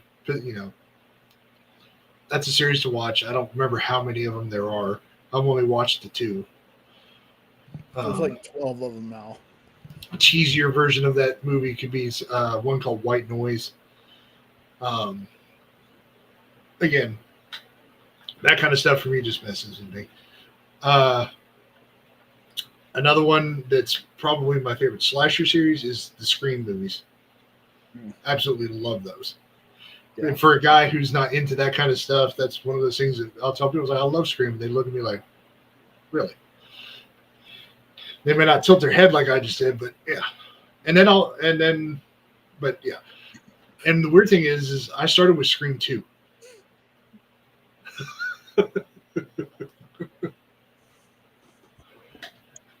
Fantastic. Fantastic. But yeah, I actually started with 2, and I had to go back and watch 1 because I completely missed it, and I don't remember who I went to see with, but I went to see 2 in theaters. They're like, you don't remember the first one? I was like, I never saw it. So I did, and then of course the third one. By the third one, they were getting a little ridiculous with, like, it was this person pulling everybody's strings and this and that. It's like, It's almost like Saw. Yeah. Where they kept retconning who was really in charge. Or who was behind everything. Yeah. Right. The first 2 at least made sense. It was these 2, the boyfriend and whatnot doing it. And then the second one is the mom is pissed at her. So it's her and somebody else, and she gets somebody else to go with her to, to help with it. Those at least made sense. When you get to the third one and you find out it's some, like, half brother that's a movie director. Yeah. Like, that one got a little ridiculous, but the kills in it were, I loved them, with the knife and this and that. So for me, that's a favorite kind of slasher series. The newer ones were really good too, though. The ones with Jenna Ortega and the other person. I do want to check those out. Plus, there was that series as well. I think it had like 1 season. I do want to check all those out as well, just to see if they kind of kept it going. Because to me, I was like, that's one of those where you could probably recast or keep it going and it work if you do it right. So, and then I'll go ahead and get the one that shocked Jay to his core when we talked about this, not even but a few weeks ago. The movie that, like, as a child, you had Friday the 13th, Halloween. This is the one that freaked me out the most. Alien, the original trilogy. That, of all things, Jay's like, that's what, yes. Y'all got to understand something, y'all. Y'all got to understand this. I got to preface this. There's a lot of times that I talk to Sean about things, and Sean doesn't know what I'm talking about. Right? There are things that I believe are, like, ingrained in pop culture, and Sean's like, I never heard of that. So the fact that I learned from my friend of almost 30 years that he loved the Aliens movies as a kid and had seen them blew my mind, y'all. I couldn't believe it. I was like, you know what? I'm going to stop thinking Sean hasn't seen anything from now on. Because the fact that he was all like, yeah, my family loved the Alien movies. What the hell? Yeah, the scene where the freaking xenomorph is right in front of her face, dude. That is the thing horror dreams are made of. Outside of Jaws. That's true. Like, screw Freddy. Going back to Scream, though, I think when I first saw Scream, it's where I saw a lot of movies as a kid. I spent my summers in North Carolina with like almost all of my mom's side of the family is in North Carolina, the Virginia area. So, and luckily for me, most of my family lived in the same town. So I had all my I had cousins right across the street when my grandparents lived in Roanoke Rapids. My cousins were right across the street. I had another cousin just a couple blocks away.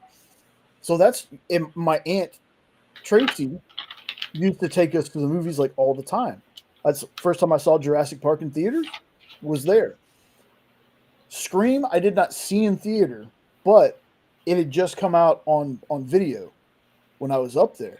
So that was my first time watching Scream. Now, the best thing about Scream, spoilers for a 30-something-year-old movie, folks, if you had never seen it, is the fact that there were two killers.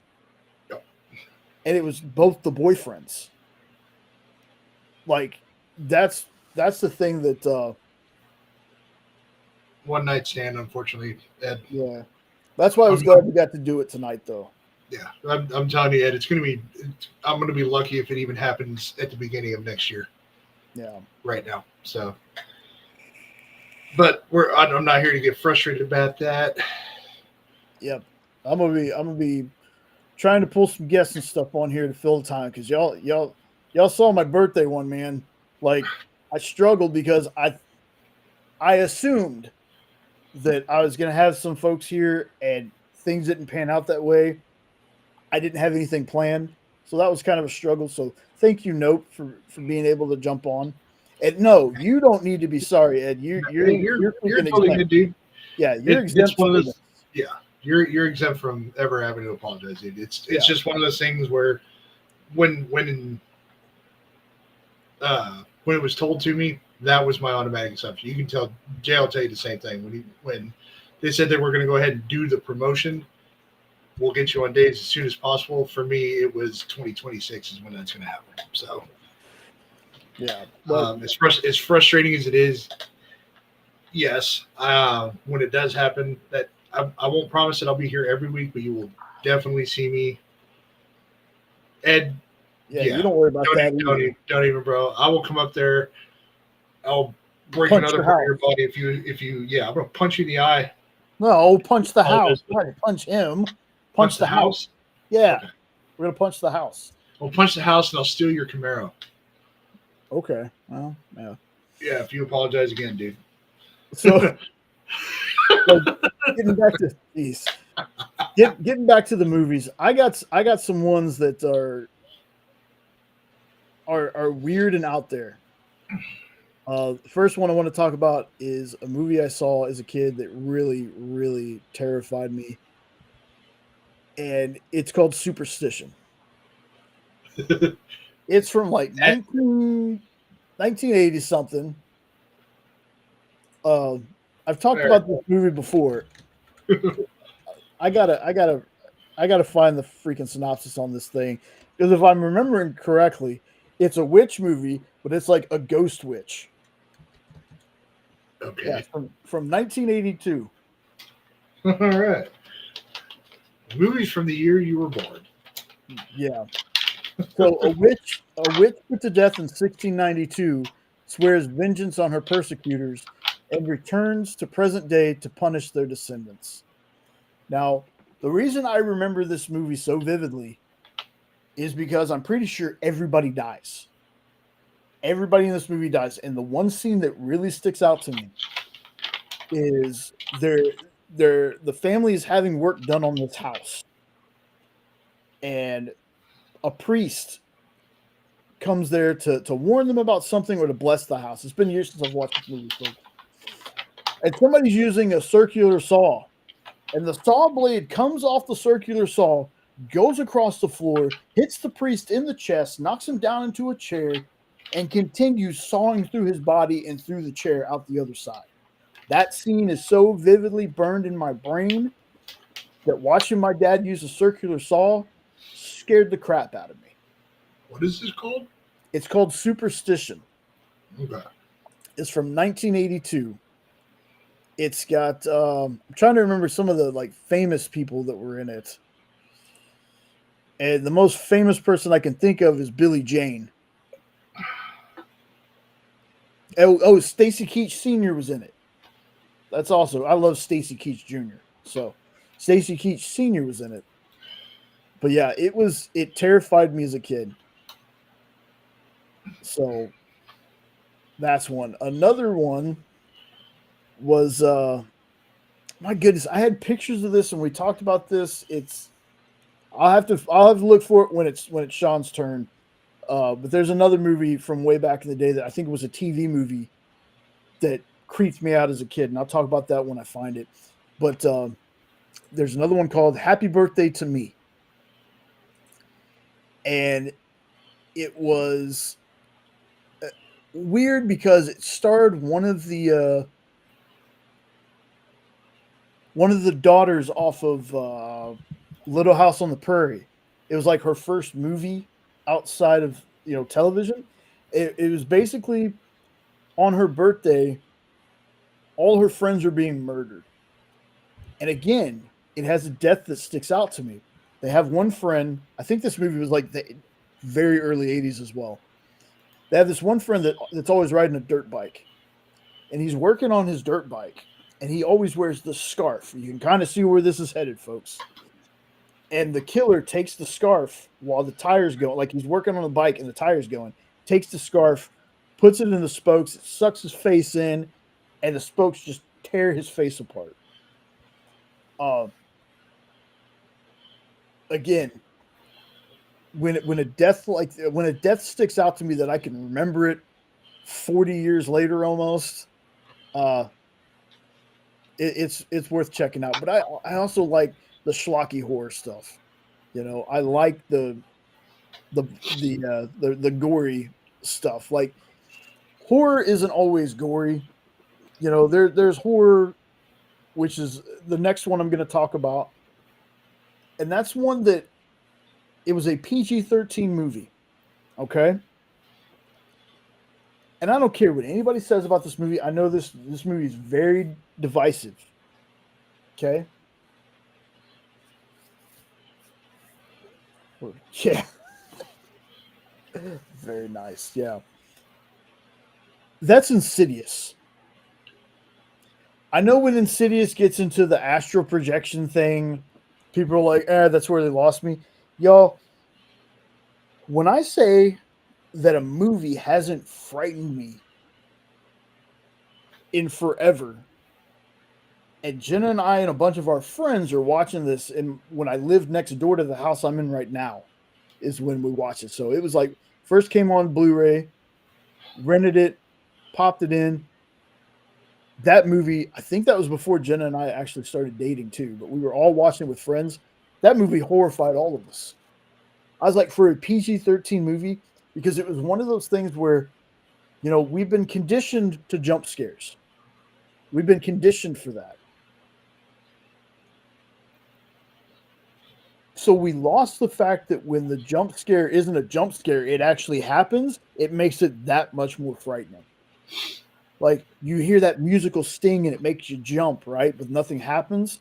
No, imagine the musical sting and something happens. It's 3 times as scary. Like that movie, for being a PG-13 movie, that movie was horrifying to me. Like I love it though. I love it.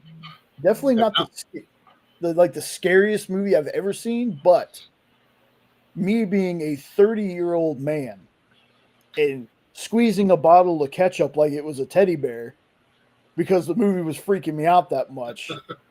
I loved it. I haven't watched the whole thing. When they tell me that there was actually a scare in the daytime, which is unusual for a horror flick, I was like, you know what? Let me look up.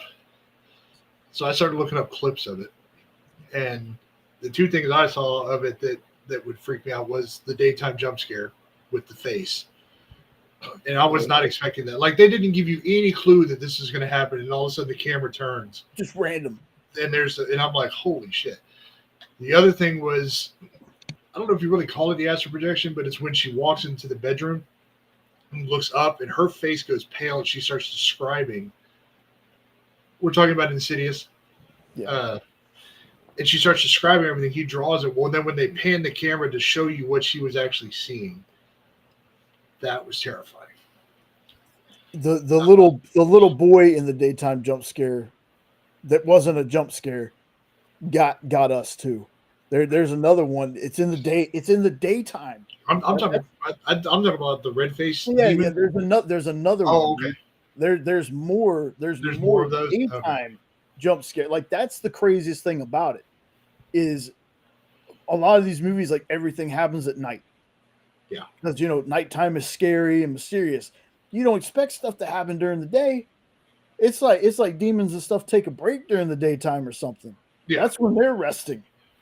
They're getting ready for their overnight shift. Yeah. But I know it's a very divisive movie, though. People either really, really dig it, or they're like, that movie was so stupid. But I'm on the I really dig it part of it. All right. I've got about 3 that I just came up with. Go ahead. First one, I'll talk about both movies. Gremlins 1 and 2.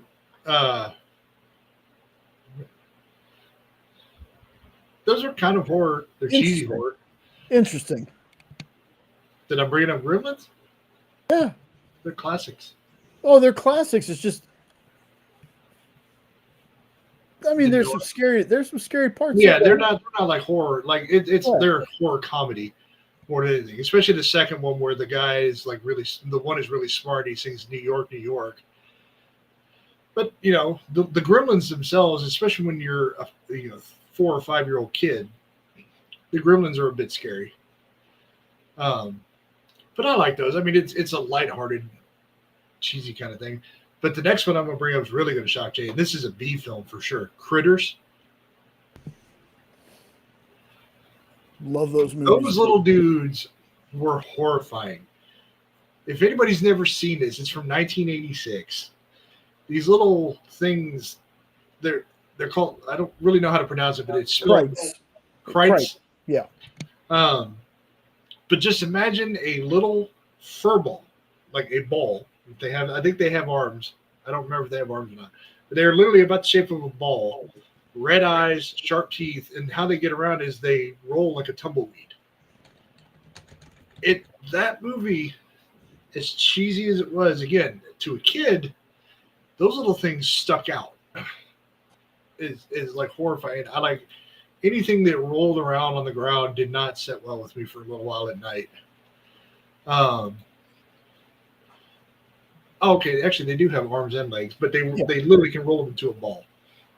That's if you want to just watch like some B movie corniness, that one to me is worth it. I love all of them. Yeah, they're so good. That I don't know if you'd really consider Tremors a horror movie, but yeah, I mean, if we're going Critters, okay. And then Tremors is another classic as well. There, that's really good. But Critters is just those little things, especially when you first kind of see them, they do a really good job of it. But it's just kind of one of those things. B movies today are not what B movies were as a kid. B movies were just something that you could almost be good enough to be in a theater, but they weren't quite really. Nowadays, a B movie is like, we had like $500 as a budget. I filmed it on my iPhone, stuff like that. But then another one that should bring us a little more back on course, The Ring. I want to say that it's originally a Japanese film, which I have not actually seen. Ringu. It was called Ringu. Yeah. But I'm talking about the one, I believe it had Sarah Michelle Gellar in it. And that, to me, was one of the few that I went to see in theaters. And it was the one time, though, where one of the big jump scares I saw coming, because they just panned the camera a little slowly. It's when she goes up into the attic to look around. If you look hard enough in the dark, you can see the actress set up. You can see her move into place before they put the light on her face. So that was one of those. Had I not seen that scene would have been a little freakier. But I've heard that, and everybody says that Ring, but Japanese horror and you know, Asians do horror very well, like just all the countries. I haven't seen it, but I know which one you're talking about, Ed. It's the freaking STD curse. Oh, you know what's funny? I was reading a list of like best horror movies, and I was reading the synopsis for that. I was like, that's weird, but yeah, that was a really good movie. And then speaking of Asian films, Train to Busan. I'll tell you all this. I'm not normally, up until the last couple of years, not been a big zombie movie fan kind of guy, but that is a zombie movie done really well, in my opinion. Like I said, for whatever reason, like you get to like China, Japan, Korea, they do horror, especially zombie stuff, really, really well. And I had to go back and rewatch the beginning of it because I came out when Jay and Jenna were watching it. I want to say probably halfway through the movie, and I got interested and I sat down. Naomi Watts was in The Ring. Sarah Michelle Gellar was in The Grudge.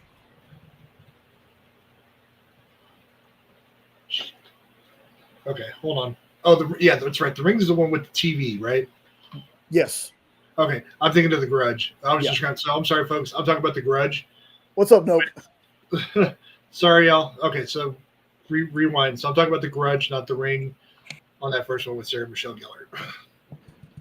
The Ring, though, add that in there as well as just one of those really awesome things. The Grudge, I want to say, is the one where every time the creature would show up, its hair would kind of cover it and make that weird sound, if I remember right. Yes, Jenna can do that sound perfectly. I'm glad she's asleep. But yeah, both. So we'll just say kind of as a combo, The Ring and The Grudge. Those are both really, really good movies. I will definitely go and watch Ringu if it's as good as everybody says it is. So sorry, y'all, for the confusion. Hey, you brought up Train to Busan. I got to say, #Alive has to be on that zombie list too. Is that the one where the dude's in his apartment at first? Yep. Yeah, fantastic. And not the one with the guy from the American version. Definitely not. No. Yeah, no. The version we watched was. Yeah, her and I ended up watching the American version, and it's almost beat for beat the same movie, but they turned the guy into like this douchey playboy kind of guy. It didn't have the same feeling. Oh,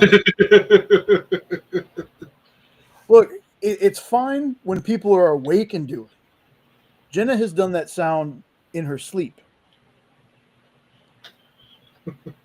So little different. Little different when I'm awake. I'm so glad people know horror movies better than I do. It's like I'm watching both. I was like, eh. The sad part is I can't picture Naomi Watts' face at all. She's one of those. She looks like another actress. Now I gotta go look because I just want to see a picture. Yeah, I think she was in one of the King Kong movies, the one with Jack Black. Like that helps you out at all. Oh, okay. All right, I recognize her now. So going with weird horror movies that I've been doing. There's one that I showed a picture for. It's called Don't Go to Sleep. And it was a TV movie. So the poster for this is like little girl saying, like it says, Mary thinks there's something alive under her bed. Mary is right. Now, the reason I remember this movie, again, so vividly was there's a scene in it. And it's a scene that happens like near the end of the movie. The basic little synopsis is it's a little girl talking to a psychiatrist or something. Her family had gone to her grandparents' house, and she's the middle child. She's either the middle child or the youngest child. Well, the grandparents are like showering the brother and the older sister with kisses and all this love, and just kind of forget her. So she's mad. And while the family's driving back home, she ties her sister's shoelaces to like together and to part of her dad's back seat. The family gets into a car accident. The daughter, the oldest daughter, can't get out, and the car explodes and it kills the daughter. And the older sister starts haunting the younger sister. Now, this was a TV movie, but what creeped me out was the very end of the movie. The older sister, I'm gonna try to see if I can get this page. I'm just gonna show this picture. Hold on just a second, folks. It's the picture that just stands out in my mind. The parents hear noises. Hey, Joey, what's going on? What's up, Joey? The parents hear a noise, and this is what they end up seeing. The dead daughter crawls out from under their bed, like an apparition or ghost, whatever you want to call it, and says, "Hi, mommy," and that's where the TV movie ends. And just this girl's creepy ass face haunted my dreams. I was like, for a TV movie, this thing scared me to death. So, yeah, so don't go to sleep. I can't even remember the year. I think it's another one of those 1982. Yeah, it's one of those early movies. And I don't want to replace this picture. I want to take this picture down. And then, of course, you have, a campy horror movie. Oh, no, Ed, no. No, it's not. No, don't say that. Don't say that. The older sister is still not of age sister. Christ. Oh my God. Okay. So I'm going horror camp, and it was a movie called Terror Vision. Basically, it's this family gets a new satellite TV system, and they start receiving signals from outer space, and it pulls this weird alien into their home, and the alien, like, when it eats people, it like dissolves them. It's such a campy movie, but it has horror like elements to it. But I got it 1986, and I mean the cast is really stacked. It's Chad Allen, John Grease. Well, people might not know who I'm talking about. Burt Remsen, Diane Franklin, Garrett Graham. Like, for the time, it was a very stacked cast, but that movie was just ridiculous.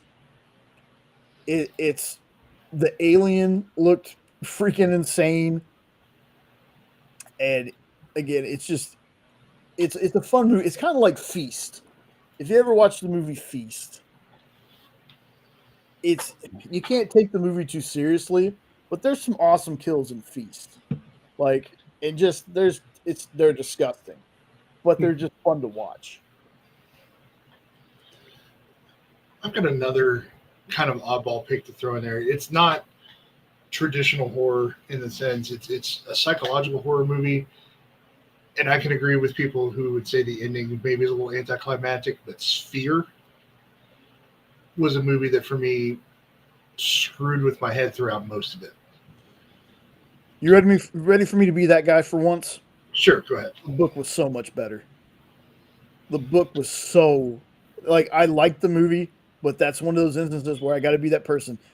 If you enjoy the movie, read the freaking book. I'm also going to be that guy. I'm going to be the Sean. Didn't know there was a book until you just told me. Yeah. So I never assume anymore because of Alien Man. yep, I told you that. That's totally fair. But yeah, haven't read that movie, book, or didn't even, like I said, didn't even know it existed. See, because one that y'all did turn me on to in the last couple of years, the 28 Days Later and 28 Weeks Later movies. Both of those I thought were really good. I think 28 Days Later is better than 28 Weeks Later. That's my personal opinion. Because that one to me feels a little more raw. But definitely a fan of those. And then if you want to talk like campy ones, like because I do like horror comedies, Zombieland. If you're a horror comedy person, that's kind of a good quintessential horror comedy, in my opinion. Which is a cast that works well together. I have not watched the second one. Believe it or not, I've not watched Zombieland Double Tap. It's one of those. It might not be as good, but it's still enjoyable. Like it's still very enjoyable. Yeah. So the weird thing with like a lot of the zombie movies that I have watched and whatnot, they don't feel super scary. Like World War Z, not really scary. It's just a very frenetic kind of movie. So I really can't. I know it's a zombie movie. I don't know if you really want to throw that in as a horror thing. It feels like zombie action. Yeah, it's definitely much more of an action flick. I agree with that. I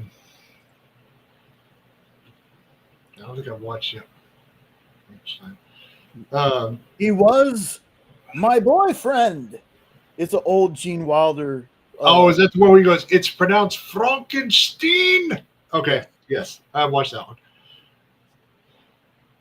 Go ahead and, since you got it up there, I'll let you do your thing. Wait. There we go. There you go. There we go. Stories from the Catacomb pre-launch. Geek Collective. Check that out. That's Joey. Joey and hold on. Rafael Flores Jr. Oh, okay. Never mind. I'm sorry, Joey. You got a couple people. Okay, so it's Rafael Flores Jr., Joey Galvez, and Joey Sabo. I'm hoping I'm pronouncing that right.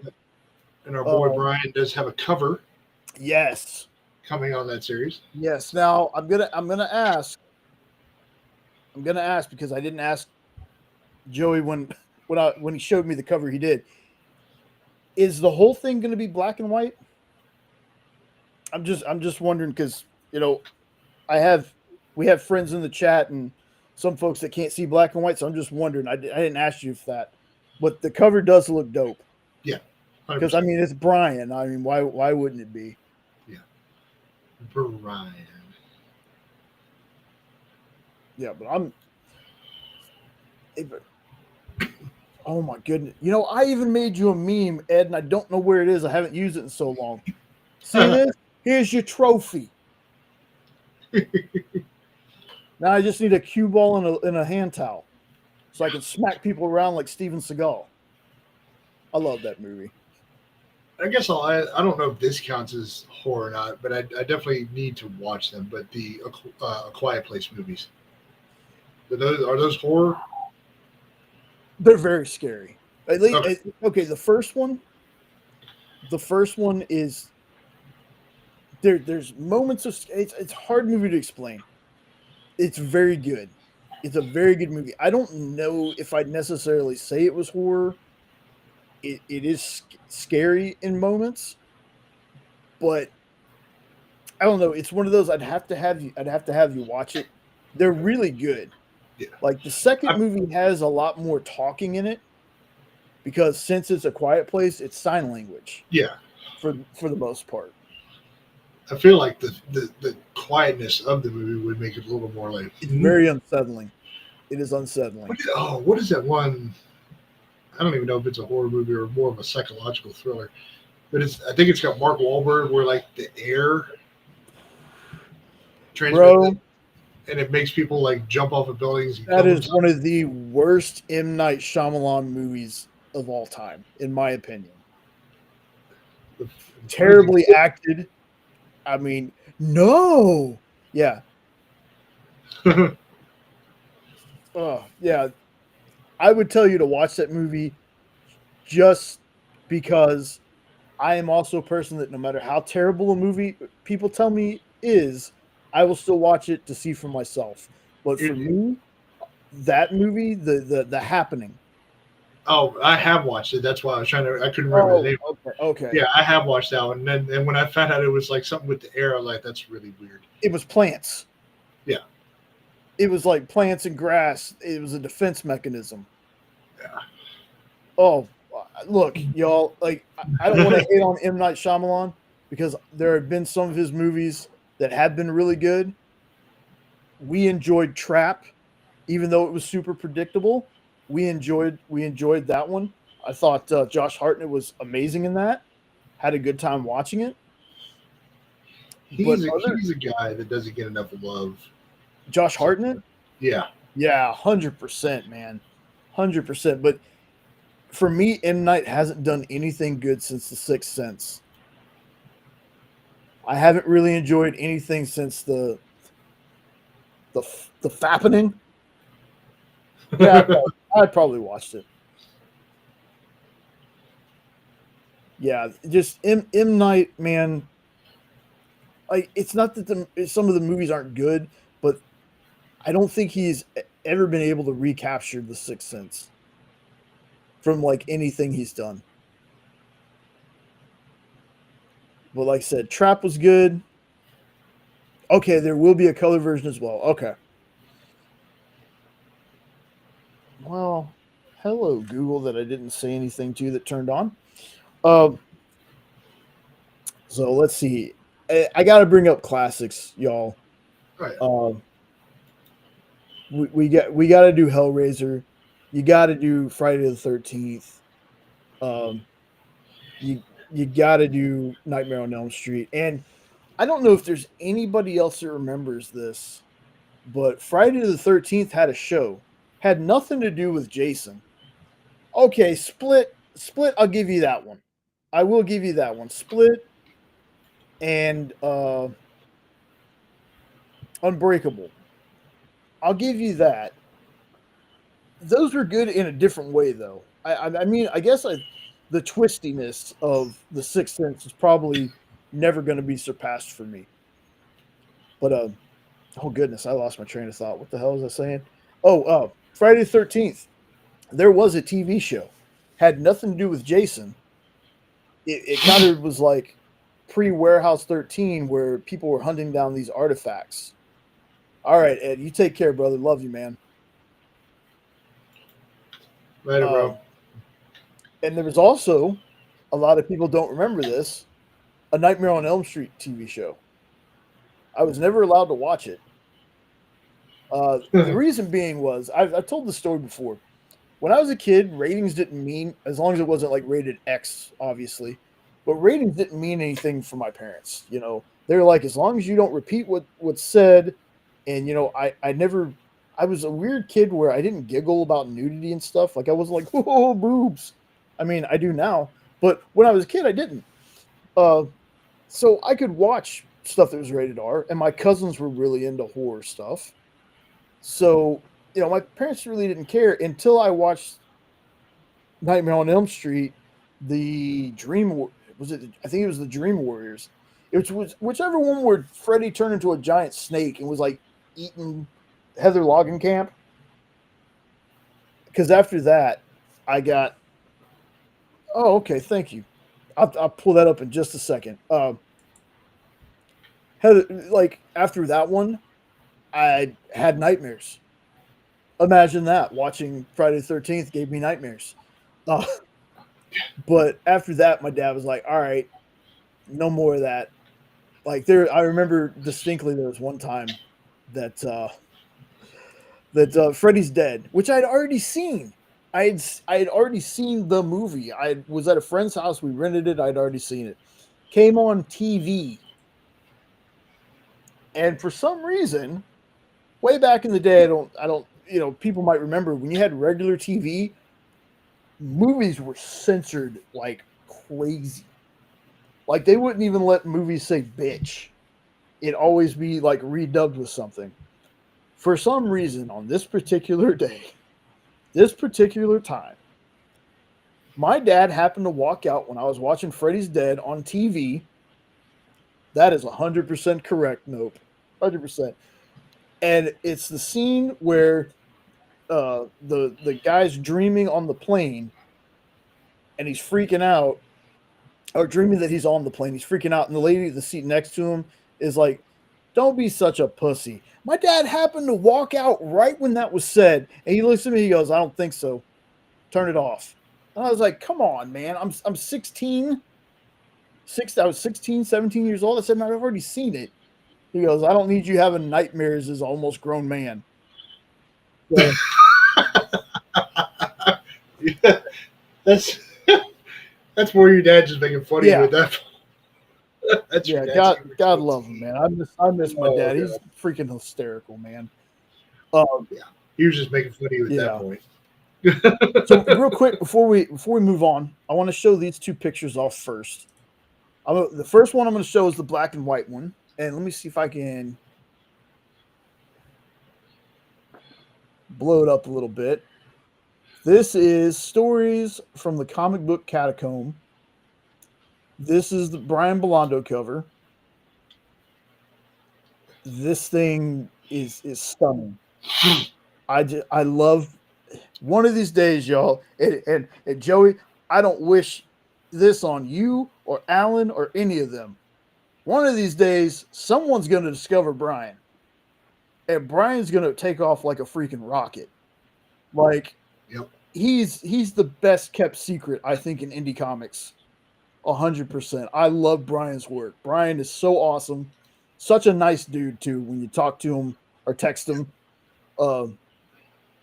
I wish nothing for the best. Fun fact, by the way, the character in the logo there up at the top Mhm. left, that's him too. Yeah, because that's from the Monster from I Need Your Skin, right? Yep, I think so. Yeah, so this is the black and white cover. And then we got, thank you, Joey, for sending me these, by the way. Here's the one in color. Man, look at that. Like, as much as I love the black and white, the color on this, dude, that is, oh, that's awesome. Now I'm curious if Brian colored that himself or not. Let's see, because I'm old and can't I'd be read the tiny print at the top. Oh, he did. Yes. Okay. Thank you, Joey. My Okay. God, like, come on, y'all. Honestly, Because one, if y'all ever get a chance to kind of go look at Brian on IG, he posts a lot of his art there. He posts a lot of it on Facebook too. But Brian's kind of signature thing that he does is he draws horror, obviously, but his signature thing is when he does them in black and red. oh yeah, That's kind of his signature thing that he dude, does. he had the Batman piece that I swear that should have been a poster. Okay, Brian did color this. Yep. He did a when they were doing Spawnuary. I saw a piece he did for Spawn, and I asked Brian before I did this because people were talking about Spawnuary on the experience. I said, "Hey Brian, do you mind if I show folks your Spawn that you did?" He goes, "Yeah, man, go ahead." Bro, the fact that Brian didn't win that Spawnuary it was like there's a lot of good pieces, but man, Brian's name should be in more people's mouths. That's all I'm saying. Yeah. Like his art is so or maybe Bad Bug and Joey are like, nah. No, I think they'd be super excited for him if he hit the big time, but he really is one of the industry's best kept, like the indie scene. He is like the best kept secret. Like this dude should be like this dude. I love his work. Like he's one of those people I will put him against some other folks that are on the mainstream books. Like I'm really digging Lee Bermejo's art, and I'm really digging like Chad Harden, his covers. But man, Brian, dude, I would put him right up with those as favorite artists. Like he's just phenomenal. So huge props. That's true. That's I was gonna say that's probably very accurate. Yeah, that's true. But yeah. All right. So if you were talking about classics, I'll bring up another classic, The Omen. The Omen, yeah. Believe it or not, I actually like the original Omen movie. Yeah. So Sean, I will be right back, folks. So I'm gonna take a little mini break. So I will be right back. Well, crap! I don't really have any other movies to talk about. Thanks, Jay. Well, talk about anything you want to for about 5 or 6 minutes. This yeah, go ahead, dude. You got it. All right. Well then, since we're in the spirit of talking about stuff, I will show one more thing off real quick. Another Kickstarter book that I got in this week from Isaac Bell and Alexa Lowe from their Metal Shade universe that they do, but this is one of their other characters. This book's called Hex. And I've been enjoying these. Dave Lentz turned me on to Isaac and them's work because he said, he goes, check out this page that I just lettered. He showed me it, and then he sent us like issue 1 so we could read it for Metal Shade because Isaac was doing Metal Shade issue 0. And so I've kind of been getting in on that universe when he posted books. He did Metal Shade 0, Shrine, which I got, and then Hex was the latest in that series. Folks, if you want to talk about awesome art, Isaac and Alexa are another, like Brian, where it amazes me how those 3 individuals have not exploded yet with how talented they are. But yeah, I wish I could tell you the premise to Hex. Unfortunately, I can't remember it. That Kickstarter ended almost a year ago. Isaac and Alexa have been just crazy busy, so that is why I'm just now getting the book.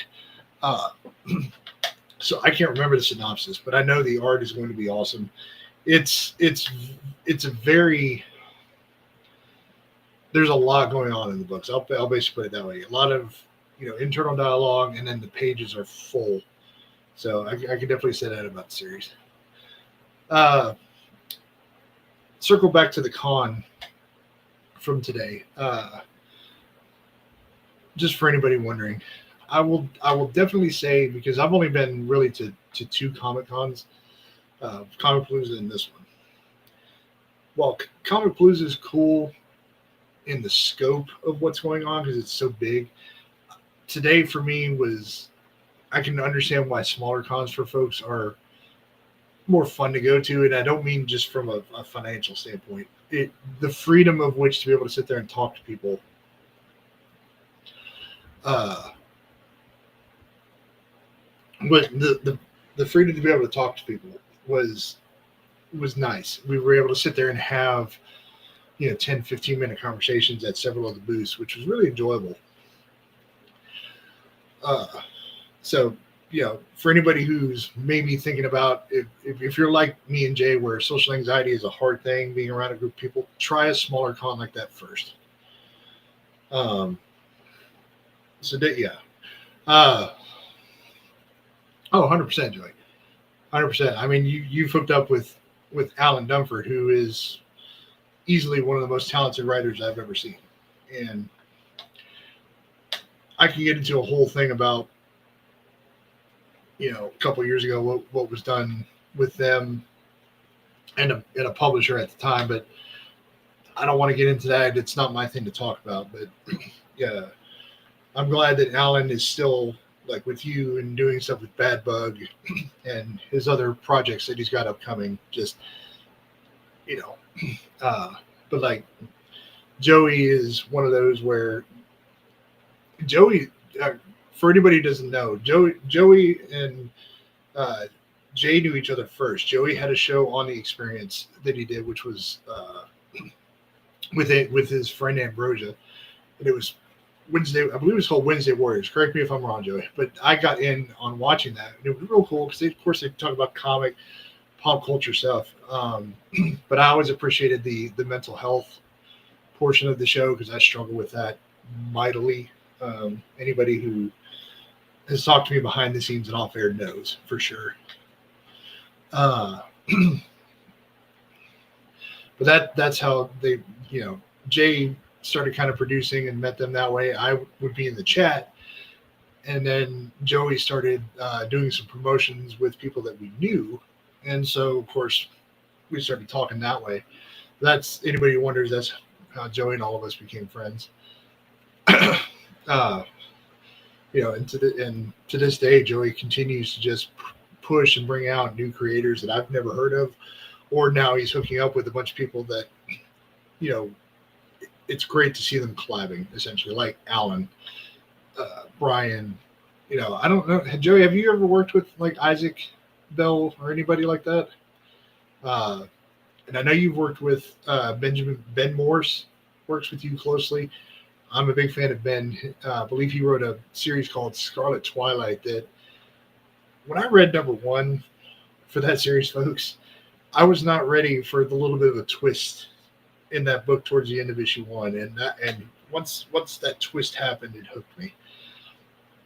But he's a super talented guy as well that has some really awesome series. But start with Scarlet Twilight. That you can get through Red 5 Comics, by the way. I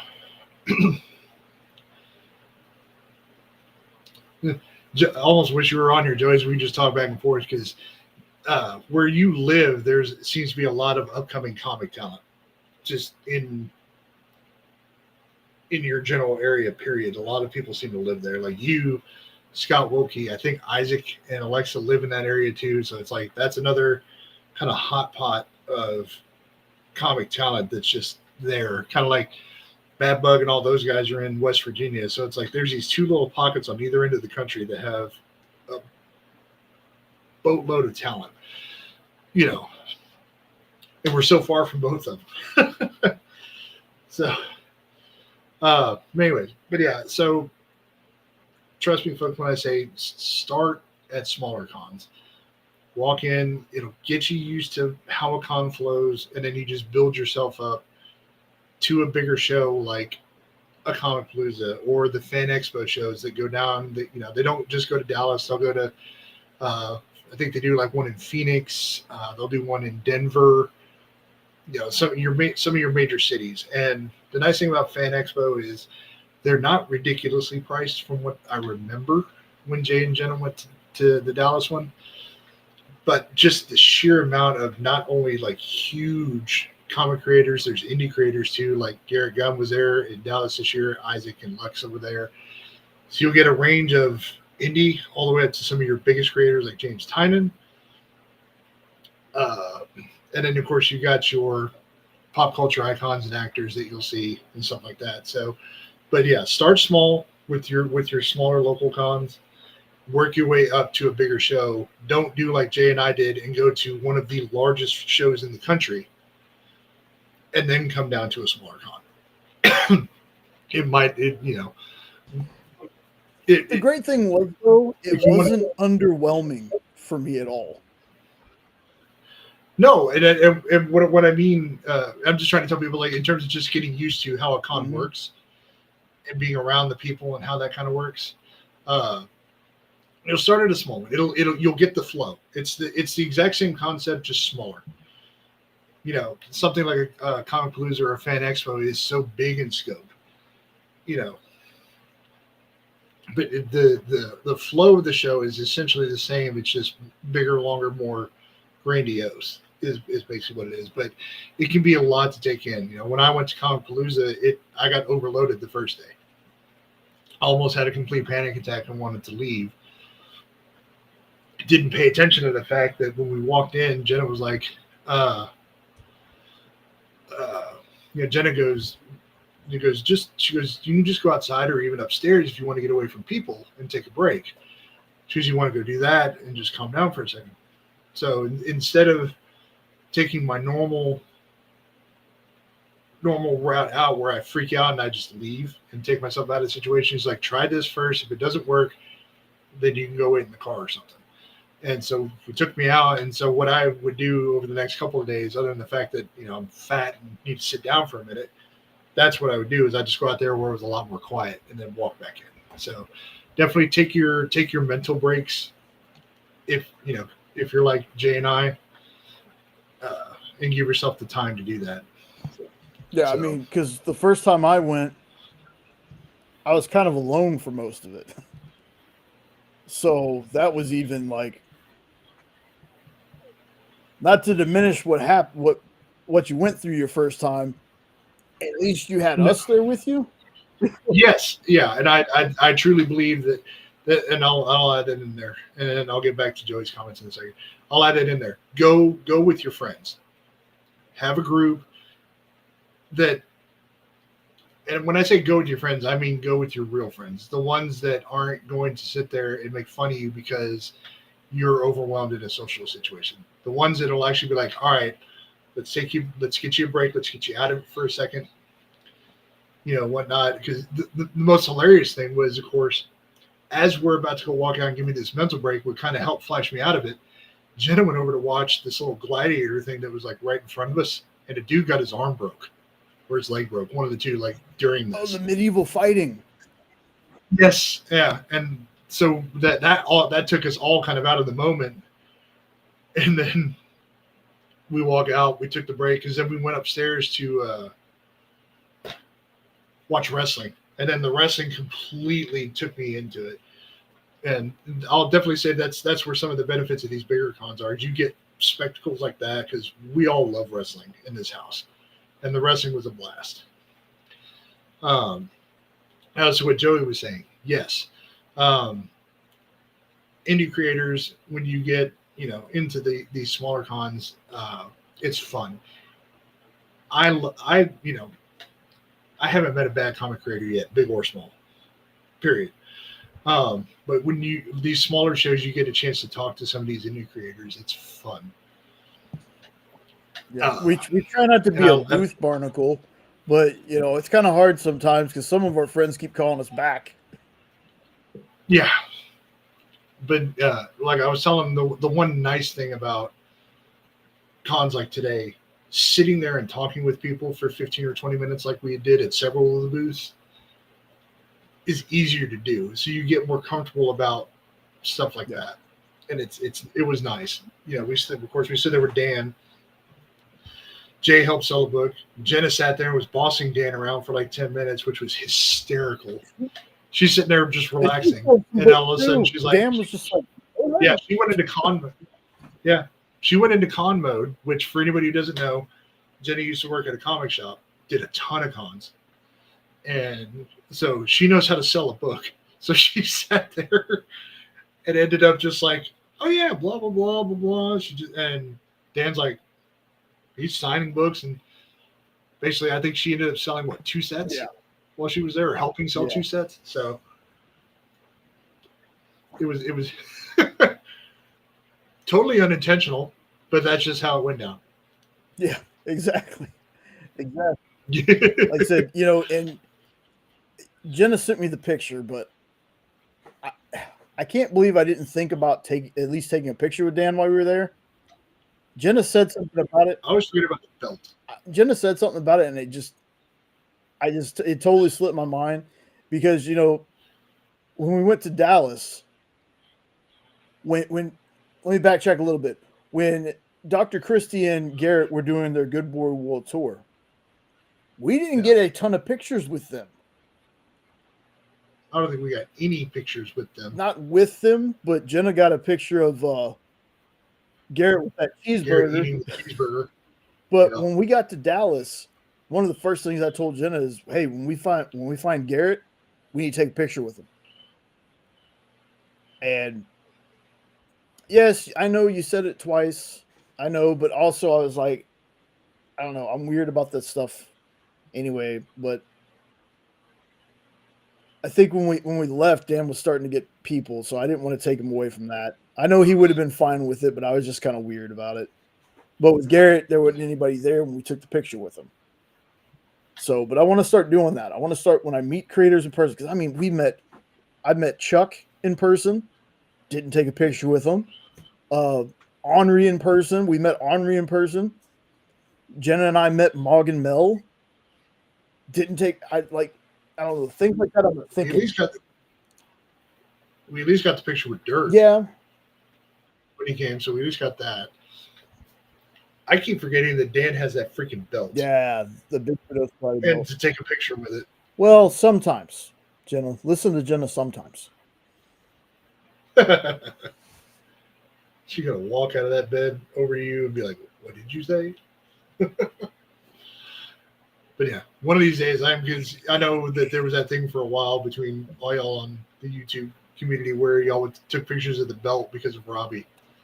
I don't have a belt, so that was my way of adding to that thing. Look, Robbie had a toy belt, and since he was like wearing it during the show, John Cole has a belt too, so he put a belt on and took a picture. Well, I was working. It was kind of just a part of the show where they were just talking. We weren't showing any books, so I was like, you know what, just to be funny. No, I popped on camera as well. So I sent I put a picture of me on Facebook because Robbie started the trend.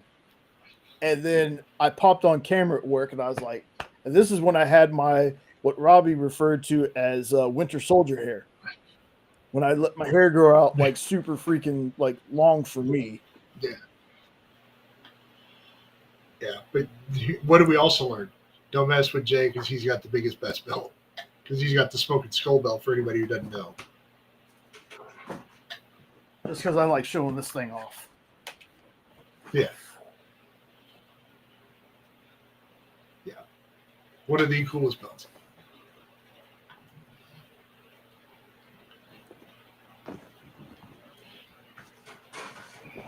Well, Steve told me that. That was when Steve was walking me around. That was something I didn't know until Steve was like, oh yeah, most of the time, unless you're getting something from them, it's free to go talk to, because we met Carlos. Oh my goodness, I'm blanking on Carlos last. Carlos Ferro, who is the Dominic Santiago in Gears of War.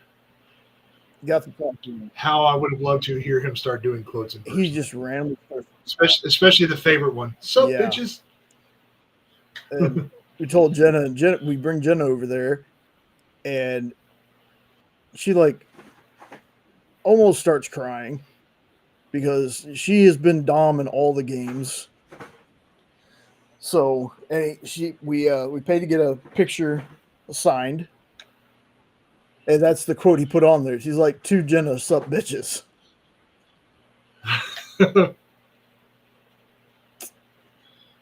That's a good question. I'd like to see, like, I don't feel like we have enough Western horror. A good Western horror would be nice. I can't even think of any. Well, I take that back. Cross the Bear is one that I can think of that's a Western horror. But yeah, no, I agree. A Western horror.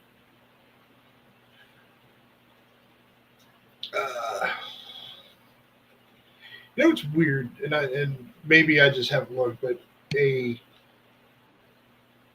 not a lot of werewolf stuff that I've seen, or were characters. You always see zombies, and I do see some werewolves. Like Rob Multari's, Nightwolf University has in Snowfall. That's not really horror stuff, though. Is Dead and Moon like? Does that have anything to do with werewolves, or is that just supernatural in general? That's just supernatural in general. It's so good though. So let's see, Western horror. Homestead by Dirk. So you're right. There's not like, as far as indies go, I don't know too many werewolf or were anything. Oh, yeah, that's a good one. Nice. I wouldn't mind seeing, Joey, some psychological horrors come on Kickstarter. For some reason, I mean, don't get me wrong, your typical horror. Okay, you sleep now. Bye. Your normal horror is great, the gore and all that. That'll never get old, especially when it's done right. Like, watch a Brian Bolondo panel, you'll see what we're talking about. But I wouldn't mind a really good screws with your head, like a Walk Through Hell psychological horror type book. for sure. I wouldn't mind horror comedies, but I want them all to be written by Alan, because if there's one thing that Alan Dunford does extremely well, it's horror comedies. That's true. So, but yeah, a good psychological one would be nice. I want it to screw with my head a little bit. Like I'm still hoping, I'm still holding out hope that eventually we're going to get a Dead Squad book. I remember there was talks of that happening. I really want a Dead Squad book though. And not really horror, but I wouldn't mind seeing indie creators on Kickstarter doing crossovers. You know, you get a couple of your guys together and cross over a couple of universes or a couple of characters. Let's have some indie amalgams. Yes. There we go. Nice. Okay. Enough said. Nice. Enough said, Joey. Enough said. Yeah, amalgam characters. Let me see. Pocus Horse. Bigfoot Nose Horse. Bigfoot Nose Horse.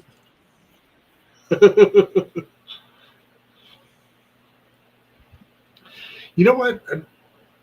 I'll throw this one out, Joey. This is kind of another thing that I guess can be a horror element that I don't see used a ton. Something involving ancient Egypt with mummies. Oh, mummy.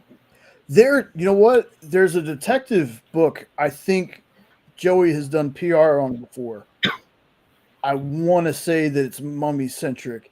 Oh, Joey, if it wasn't for spell check, I wouldn't be able to spell my own name. So you're good, man. Oh man, I thought Joey was talking one time about a detective book where the detective was a mummy, I think, or I just had a fever dream. But yeah, I mean, hell, I've got this. You can ask Jay. Jay and I have bounced this off for the last few years. I've got kind of a horror thing that I've had floating in my head that Jay creatively named Slow Burn. There it is, Bixby Grant. Okay. So, but yeah. There we go. Okay, so I say it, and there it is. Now I just gotta I find want it. to say he's a detective. I think like it's been a while since I heard the pitch for it, but yeah, I want to say he's a mummy detective. Okay. That's another thing I wouldn't mind, like a detective /7 kind of like horror mystery. You know, one of the best murder mysteries I've ever read comic book wise is about superheroes. And it's the Red 10 from Comic Tribe. That's one of the best murder mysteries I think I've ever read, and it involves superheroes.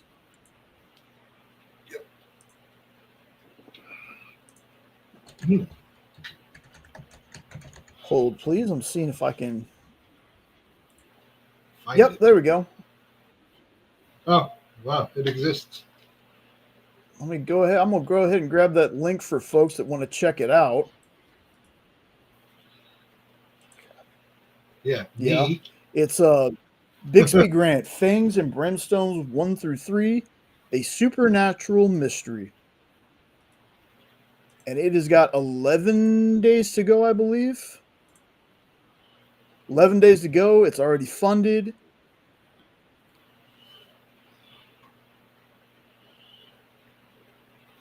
Some nice stickers.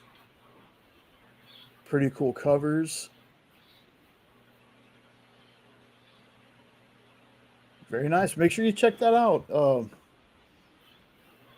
You never know, folks. Even if this is what I tell people all the time. Even if something that you see on this show, or just if you are having a walkthrough Kickstarter, like we sometimes do, I still do every now and then.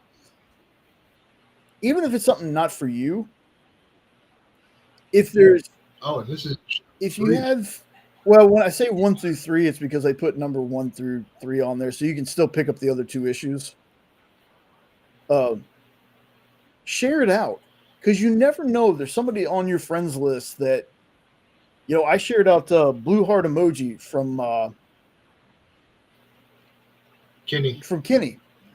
And I was like, look, even if this doesn't look like it's your thing, share it out, because you never know if there's somebody on your friends list, maybe just getting into comics or something like that, that just hasn't, or maybe just hasn't found their comic yet, to where they're going to see one of these projects and be like, you know what? I really dig this. Because let's face it, when it comes to Kickstarter and stuff like that, it's very hard to promote on social media sometimes, because a lot of the times the stuff gets buried, and thank goodness we have comic book YouTube folks that bring creators on and talk about projects, because even people that I've followed for a long time, it's stuff that I've been getting from them. There's sometimes I don't see their Kickstarter campaigns for whatever reason until it's too late. I could be following them, and for some reason I don't get a notification or something like that.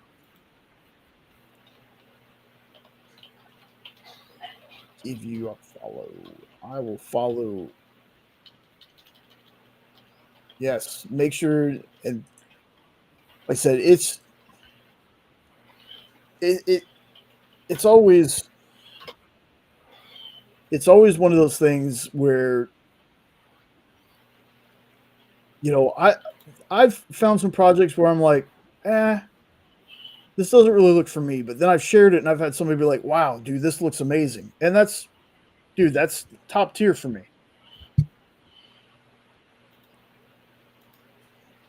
You on which project? On the Bixby one? No, not the Bixby one. That's not what I'm thinking. On the Catacombs one?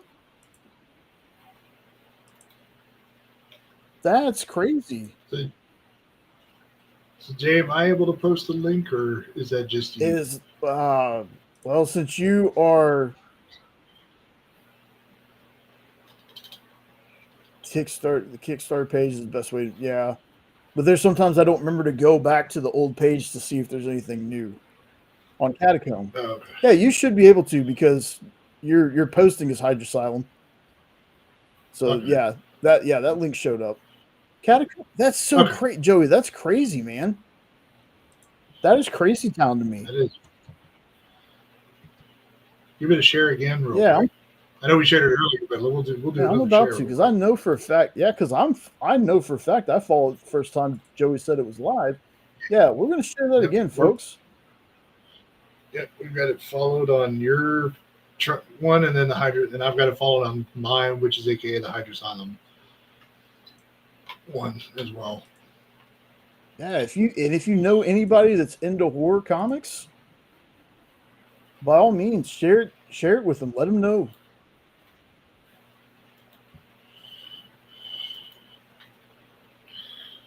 Like I tell people this all the time, y'all. I read the main boys. I read them. I read the main stuff. There's a lot of good stuff, especially the Absolute universe from DC right now. One of the best things in the big 3 or 4 that's going right now.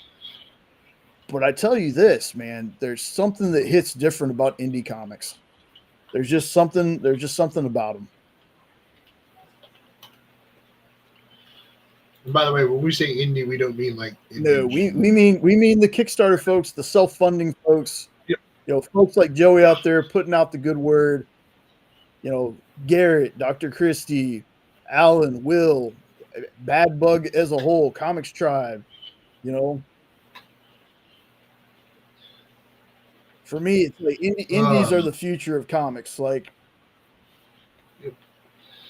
I love Bad Bug. I will never not plug their stuff. Bad Bug, Comics Tribe, man. Comics Tribe. If I've ever backed your book, you can thank Comics Tribe for that, because Comics Tribe was the first publisher I ever backed a Kickstarter book from. It was Wailing Blade. And I think the first one I ever backed was one that was way out there, but it's a gorgeous book. Brindle is a gorgeous book.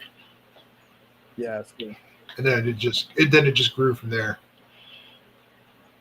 So it really, like, between the EXP and Kickstarter is how most of our comic friends came to be known to us. Yeah. Oh, I said if you're a comic fan that for some reason you're getting bored with something that's going out there, and like I said, don't get me wrong, folks. I have read some fantastic mainstream books. Escape, Skinbreaker. I really enjoyed Skinbreaker. Like I can't wait to see where that goes. Battle Beast, I've not read that. but I'm a Battle Beast fiend. I love Battle Beast. Deadpool and Batman, loved it. We haven't been talking about Indiana Jones the whole time. I'm out. Battle Beast, but again, Battle Beast is one of those characters I'm not supposed to like, but I love Battle Beast.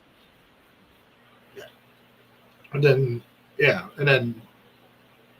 you talk about your mid-sized publishers, Speed Racer from Man Cave, stuff like that. But yeah, big series right now. I mean, the new Batman one, which is all right. I need to read issue 2. The Immortal Legend Batman, the Absolute Universe is some of the best stuff. Period.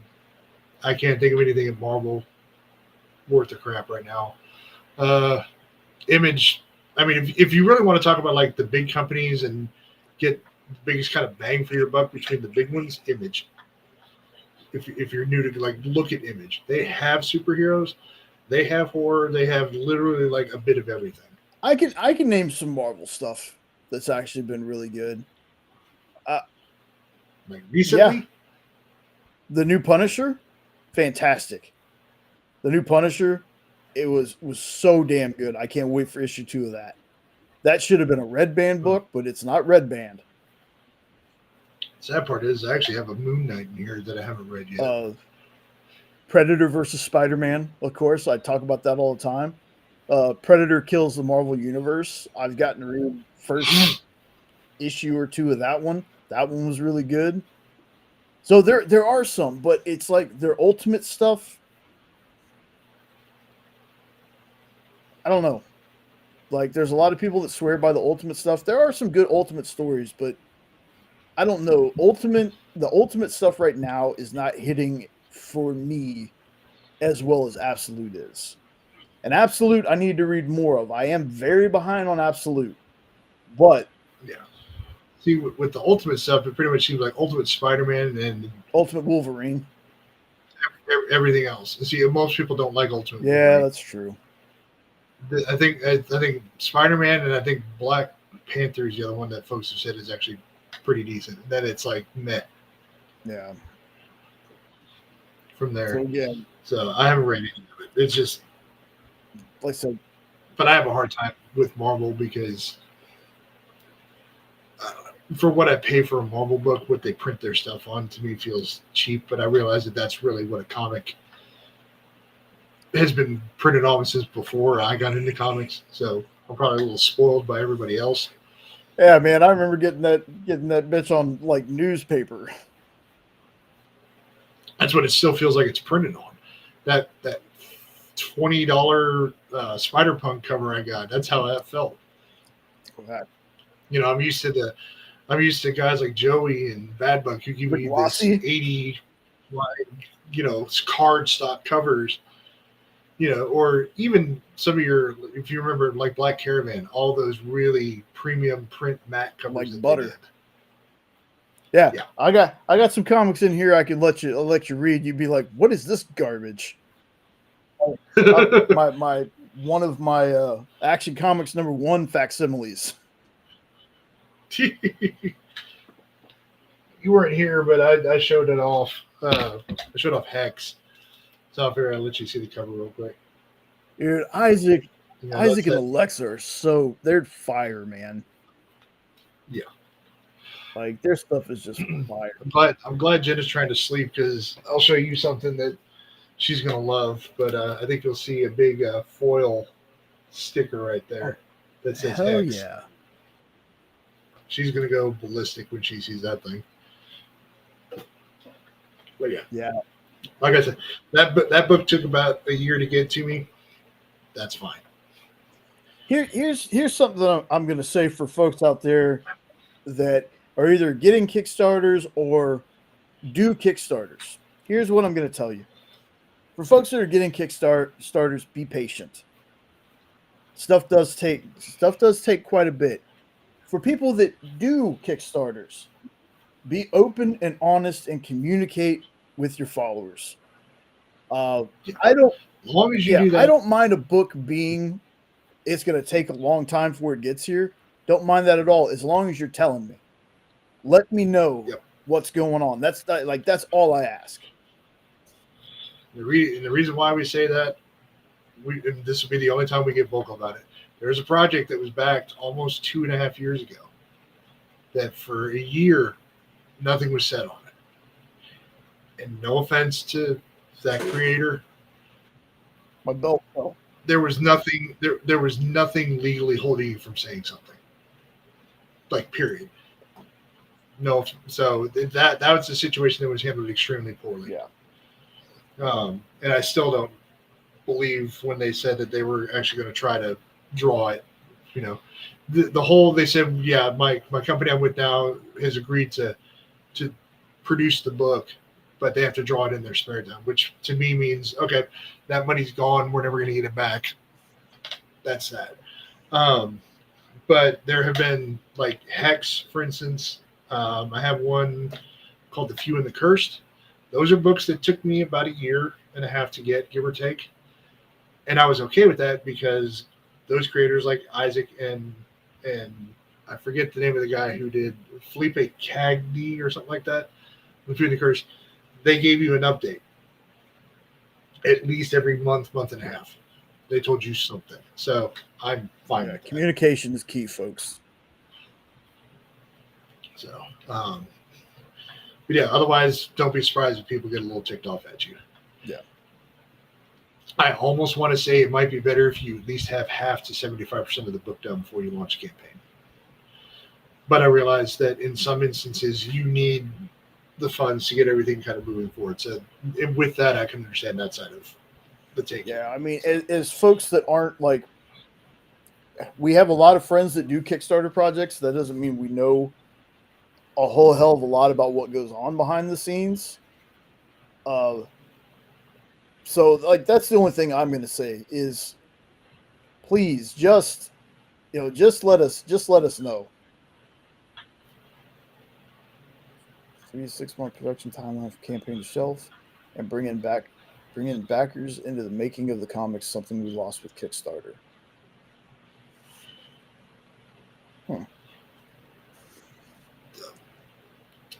But yeah, I mean, we're not saying it like we're experts, but we have been backing Kickstarter campaigns for the better part of 6 or 7 years at this point. Oh, okay.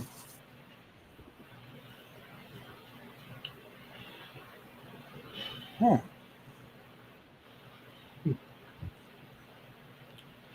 Yeah, well, I'm out of like comics and movies for this year. We'll definitely come back much more prepared for next year. But off the top of my head, I think we've put out a wide variety of things tonight. Yeah, and again, folks, either right now or after the video processes or whatever, and you can comment on it. If you got a list, you got a list of comics and movies, horror stuff. I'm hoping y'all that I'll have a little bit more time this week. We'll have to see. Slows down at work just a little bit, so I can get some stuff I've been wanting to do done. I have a Image Comics You Should Read #3, waiting in the wings. I just got to put it together, and then I want to start my horror books you should read, like we did for last Halloween. I think we made it up to 6 when we did that between Sean and I. Yep. I have an unboxing to do. I got in a project from our buddy Scott Wilkie that I will say this to everyone, and most people that know me know this. I'm a basic bitch, and I love Deadpool and Deadpool adjacent things. And I've already read this book because I got the digital in, but I can't wait to unbox it and show you and show the little bit of goodies that I probably have in the package. Hopefully I'll be able to do that. If there's any new trailers or anything that drop, I'll try to get some trailer reactions done. I like doing the trailer reactions. There's a lot of stuff that I was planning on doing for this past month, but again, uh, it's been like, and it's not a bad thing. I love my job. I love what I do. I love the people I work with, but it's been hectic. It's been busy, and I haven't had a whole lot of time to get stuff done for the channel outside of lives. And I did the birthday unboxing and talking about local comic shop day that we were doing for the Saturday Saturday after I drop that video. So trust me, I want to get back into making shorts. I love doing the shorts. Um, I love suggesting books to people. I love doing the comics people what would you suggest to me? Like I'm still getting comments on the Swamp Thing books I should read. And I love that. I love adding to my list because I've been saying it and I will always say it. It's like my little mantra. Your to read list is to be added to, not to actually be gone through. You should never catch up on your to read list. Like, as long as there's great stuff out there, there's older comics you can go back to, your to read list should be infinite.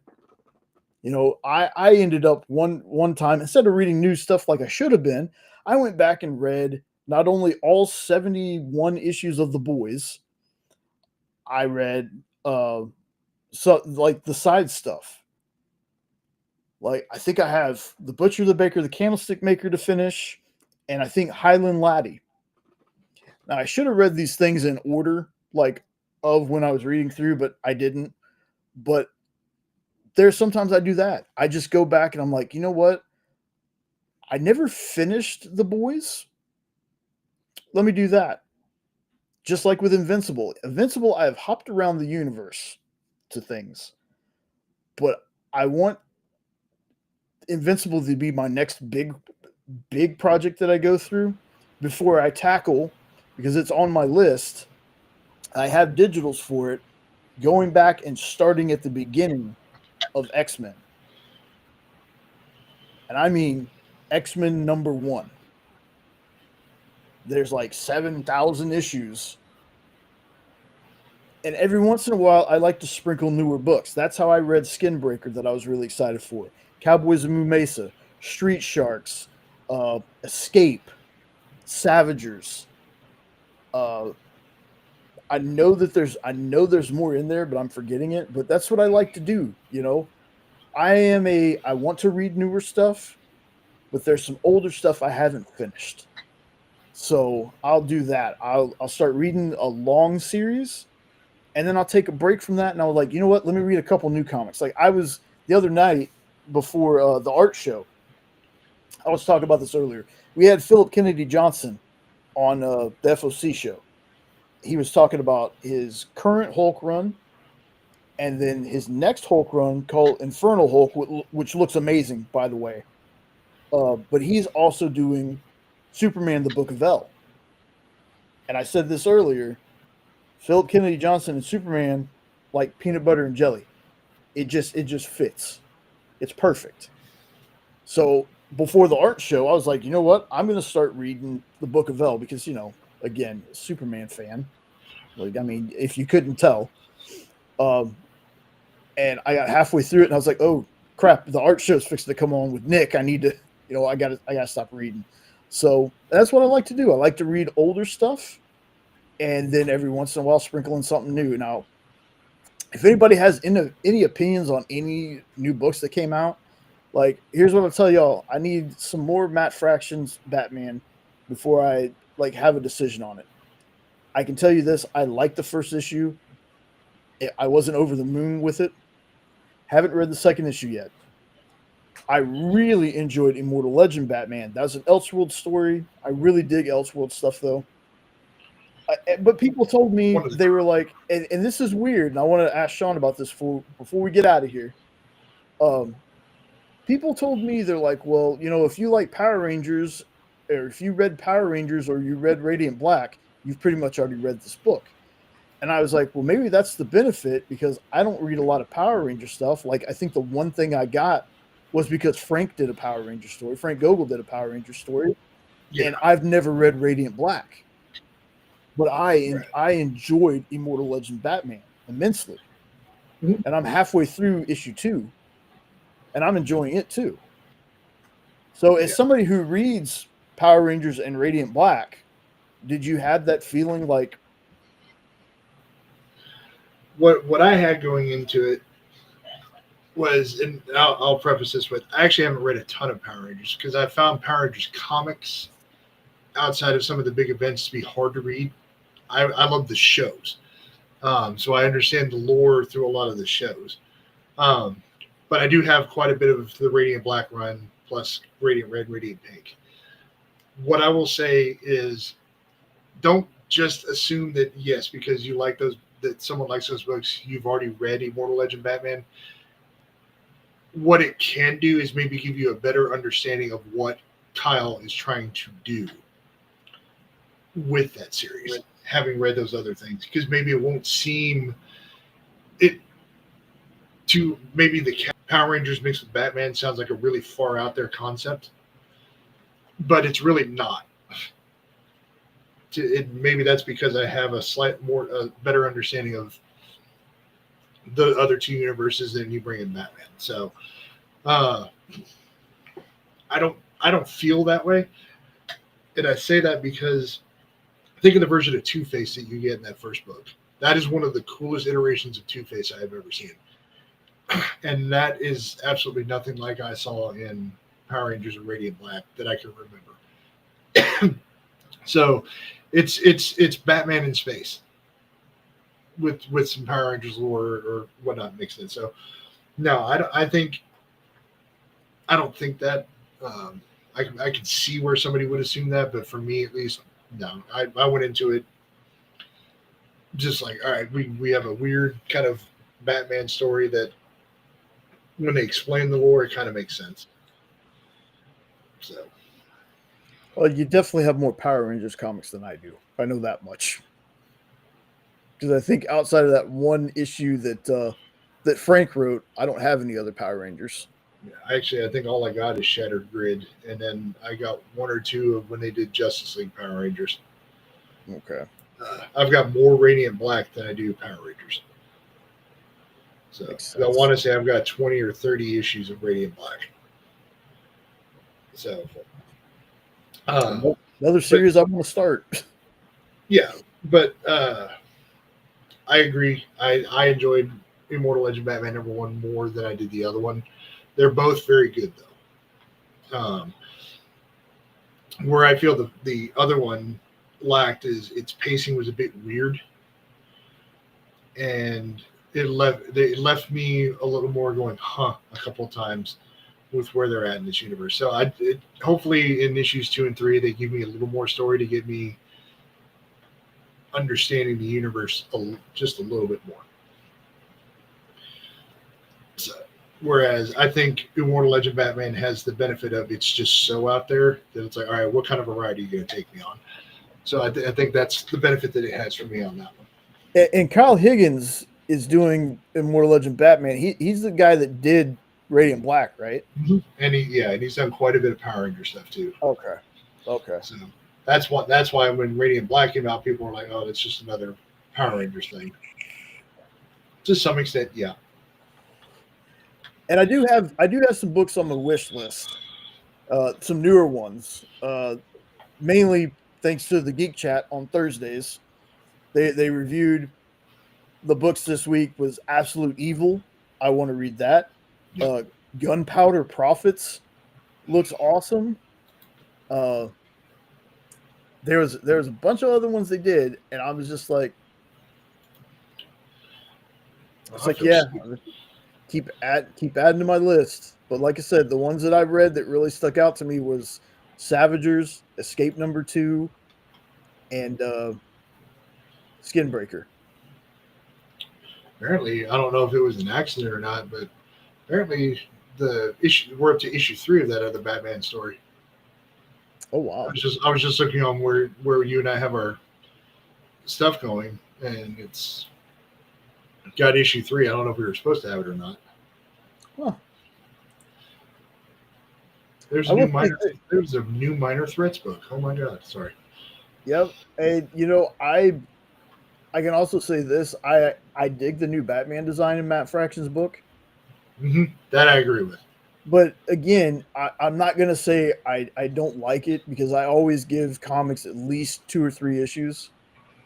Um, I know there are some people it's like, no, the first issue has to hook me or I'm not gonna do anything or I'm done with it. But me, I'm more of if I like the first issue, I'll at least give the second issue a try.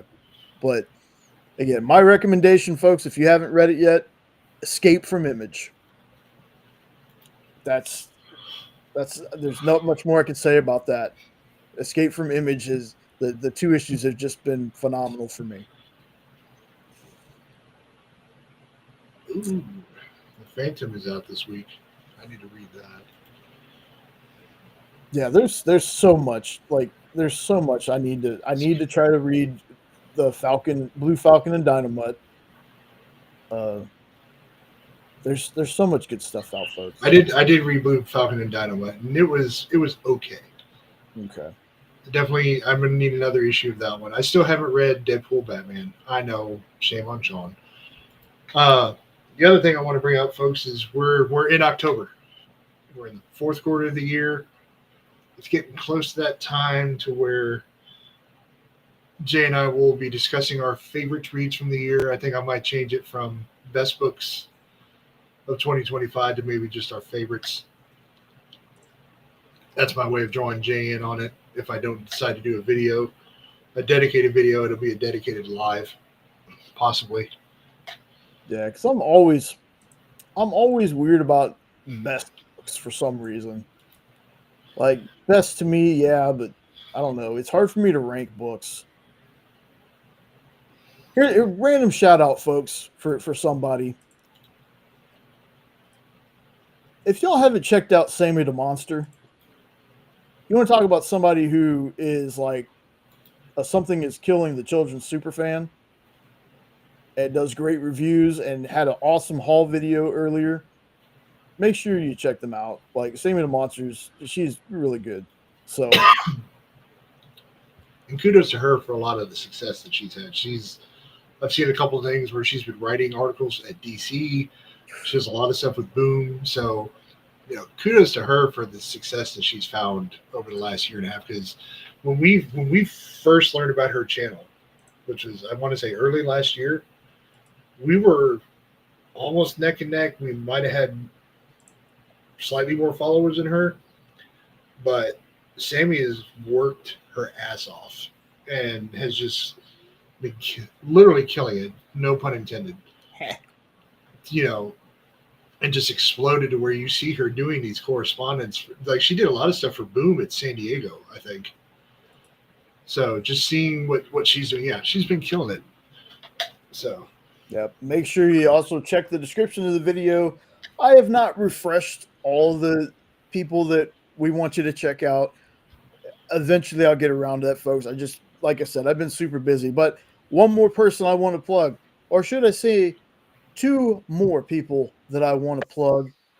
They were in the chat earlier. Nope might not still be here. I know Ed had to go to bed, but y'all, Weird-Opes. Check them out. They're the sister channel to us. Love those guys. They're usually on with me here, and I appreciate them every single time. Always welcome. Eventually, I'll get Castle back on here. I know he keeps saying he's free on Saturdays, but I'm going to make sure we're going to try to get a hold of Castle, get Castle back on. Love that dude. He and Randy from their store, Past, Present, Future Comics in West Palm Beach, I want to say that their sales show debuts this Wednesday on The Experience. They had to push it off a little bit, and Castle's been doing Castle's Corner for us on The Experience. So check out The Experience shorts if you haven't. I haven't done a whole lot myself with them. I did when Absolute Batman came out. I did an Absolute Batman short. I did a couple of things, but Castle's been putting in the work with the quick comic reviews with Castle's Corner. Hell yeah, nope. Always gonna push y'all, brother. Always gonna push y'all. But yeah, make sure you check out all these folks. I always tell people, we're 654 subs, y'all. We're very close to 660. Or wait, did I say that right? 660? It's 560. What am I doing? Holy shit! Yeah, 660. That's still insane to me that we're in the 600s to begin with. There's plenty of space in the YouTube comic realm for everybody. So I'm always going to be that guy that's like, if it's a channel that Sean and I like, we're going to push it out there to see if you might enjoy them as well. Always follow me on the experience. Come see me. Come say hi in the chat to me. Make sure you're following. If it's your first time here and you like anything we did, make sure you sub up to us. We try to do this every Saturday. There was these last 2 weeks, but I was so busy with work on one of the Saturdays, and the other one was still kind of work related that I didn't have anything put together. But usually Saturdays at 9 Eastern, 8 Central, right here. Yes, make sure you also go to the CBCA Awards. I think this is like getting closer to the last week or something for. Yeah, we're pretty close to it. Our friend channels, PCP, of course, nominated in 3 categories. Kpop is nominated again, rightly so. I think out of everybody that we're friends with the blog, I think, Comic Historian, I can't remember if Phable and 9-panel grid is, like, I haven't looked through the nominees in a while. I know for sure PCP and Kpop are on there. It has been a while. I need to go look, and I apologize to our folks that have said that. I'm kind of glimmering through here just to see. Yeah, like Kicking It with K-Pop's in there for like best ongoing series in that 500 to 999 thing. She had like 3 categories for that thing, or for that show. Because she is the live queen, folks. Let's see. I want to say, Dr. Noon's fan club is in there. Stu, yep. Stu's in there. Best informative content for, channels that are 1,000 to 2,000. Bigby's in there for short content, I think. Bigby McFly, the comic guy. I'm looking. Pretty sure Bigby's been nominated for something. I'm gonna put Bigby. Yeah, best short form content. Bigby McFly. Jim Mint, of course, is in there for omnibus review, which Jim Mint does some. Yeah, it's best comic book or omnibus review channels. Which, when you want to talk about like a weekly comic book review, nobody's touching the weekly comic book review with Robbie. No. But when you want to talk about like omnibus and stuff like that, Jim Mint, Near Mint, those guys do really good. And and I've actually been able to talk to Omar because he was on the art show with Nick one time. Omar is a great dude from Near Mint. Yeah, Omar's a great dude. Yep. Let's see. Rock and Robbie Live. See, I thought Comic Culture was nominated for something, but I don't see him anywhere. Nick will eventually be there because Nick is another, I say underrated, but people definitely know Nick from Comic Culture. Yeah. Well, you can say a little bit because you don't hear like him and Bearded mentioned near as much as those two should be. Yeah. And they're 2 brilliant channels. Nick's comic reviews are if I'm not watching Robbie, I'm watching Nick when it comes to comic reviews. Bearded, obviously his short series where it's the 3 books that he is most looking forward to, and then his interviews. Yep. I tell you, man, Nick, Robbie, 9-panel grid, Eric, and Doc and Stu's not only reviews, but Stu does his Surrounded by Short Boxes. He does his series where he breaks down certain comic. Like these guys are great, and I wish them nothing but the freaking best because again, we're fans of those channels. So, Yep. Yep. but that about and I wish I could talk about comics as eloquently as you guys do. Trust me. yeah, for real. And Phable is a person that like if you like our kind of chaotic stuff, Phable actually has his stuff put together. Phable over there at One Collection Down. He's there. He's taking a break for a little bit from doing his lives on Friday, but he's going to be a part of Horror Fest. So he'll be in that rotation. I think on Tuesdays, he'll be in that rotation of doing movies for Horror Fest, which is a big PCP event that lasts the whole month. They review a ton of great horror movies. And make sure you check out One Collection Down. I know Robbie's link, if people aren't already subbed to him, is in our description too. Yeah. But so that's all I got, man. Like, good show, 3.5 hours. Didn't even think it was going to be that long. If any, for no other reason, how tired we are. That's true. We're all going on minimal sleep because it's been a month. In typical fashion, we knew we had to be up this morning, but we're all up till 2-3 o'clock in the morning. Then we all wake up every 30 minutes for various reasons. So yeah. Yeah. So, Sean, I'm gonna put you on the spot, man. I'm gonna let you end it, and everyone else out there. Again, I always say this. I always mean it. Thank you all so much for watching. If you're watching on the rewind, if your first time here, welcome to the craziness. Not a very well put together show, but we still have a lot of fun. Leave us a comment, thumbs up, sub if you like what we do. Let us know your list of favorite horror comics and movies. And folks, I personally, hopefully will see you during the week on The Experience, and hopefully next Saturday, 9 Eastern, 8 Central for another Hydra Hangout. Everyone else, take care. Sean, take us away, boss. All right, folks. That was another Hydra Hangout. Like he said, Hangout is literally what it is. We come in with an idea of what we're going to talk about, and we don't script it. Thank you as always for watching. If you're seeing this on the rewind, I know y'all don't see me that much, and it's because of my work schedule, and I hate it. I would love to be on more often than I am, but shout out to Jay and the Weirdo guys who are literally at this point, they are not guest hosts. They're just co-hosts. Thank you to them and Jay for keeping this going. You know, I actually feel like the odd man out when I do come on the show because I'm not here. But be sure to keep an eye out. Hopefully, once things settle down for everybody when it comes to our day jobs, we can get a little more content out there. We are for sure getting our October Horror Comics You Should Read series out. May not be 6 videos like it was last year, but we'll at least get 2 out, 1 from each of us. Also, keep an eye out for the Weirdos guys. They've got a ton of content set up for this month because they live for the Halloween time of year. Also, as I said, start giving me your suggestions of some of your favorite or what you consider the best books that you have read in 2025.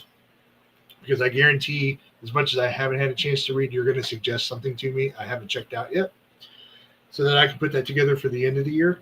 As always, support your local comic shops, support your small cons, go to Kickstarter, support your indie creators. Trust me when I tell you that any small dollar donation, even just a share, helps. If it gets in one book bought, trust me, it means the world to those people. We will see you guys soon. Be sure to leave some suggestions down in the comments as well for stuff that you'd like to see us do on a future episode. I will be back sometime in November. Unfortunately, that's just the next time I have like a Saturday off, I believe. So I'll see y'all then. In the meantime, have fun. Have a good weekend. Catch you later.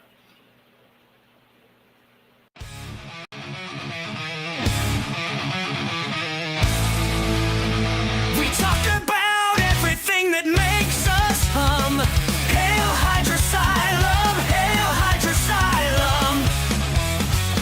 From trailers, comics, news, and more, we'll give you what you're looking for. Hail Hydrasylum, hail, hail, hail, hail Hydrasylum.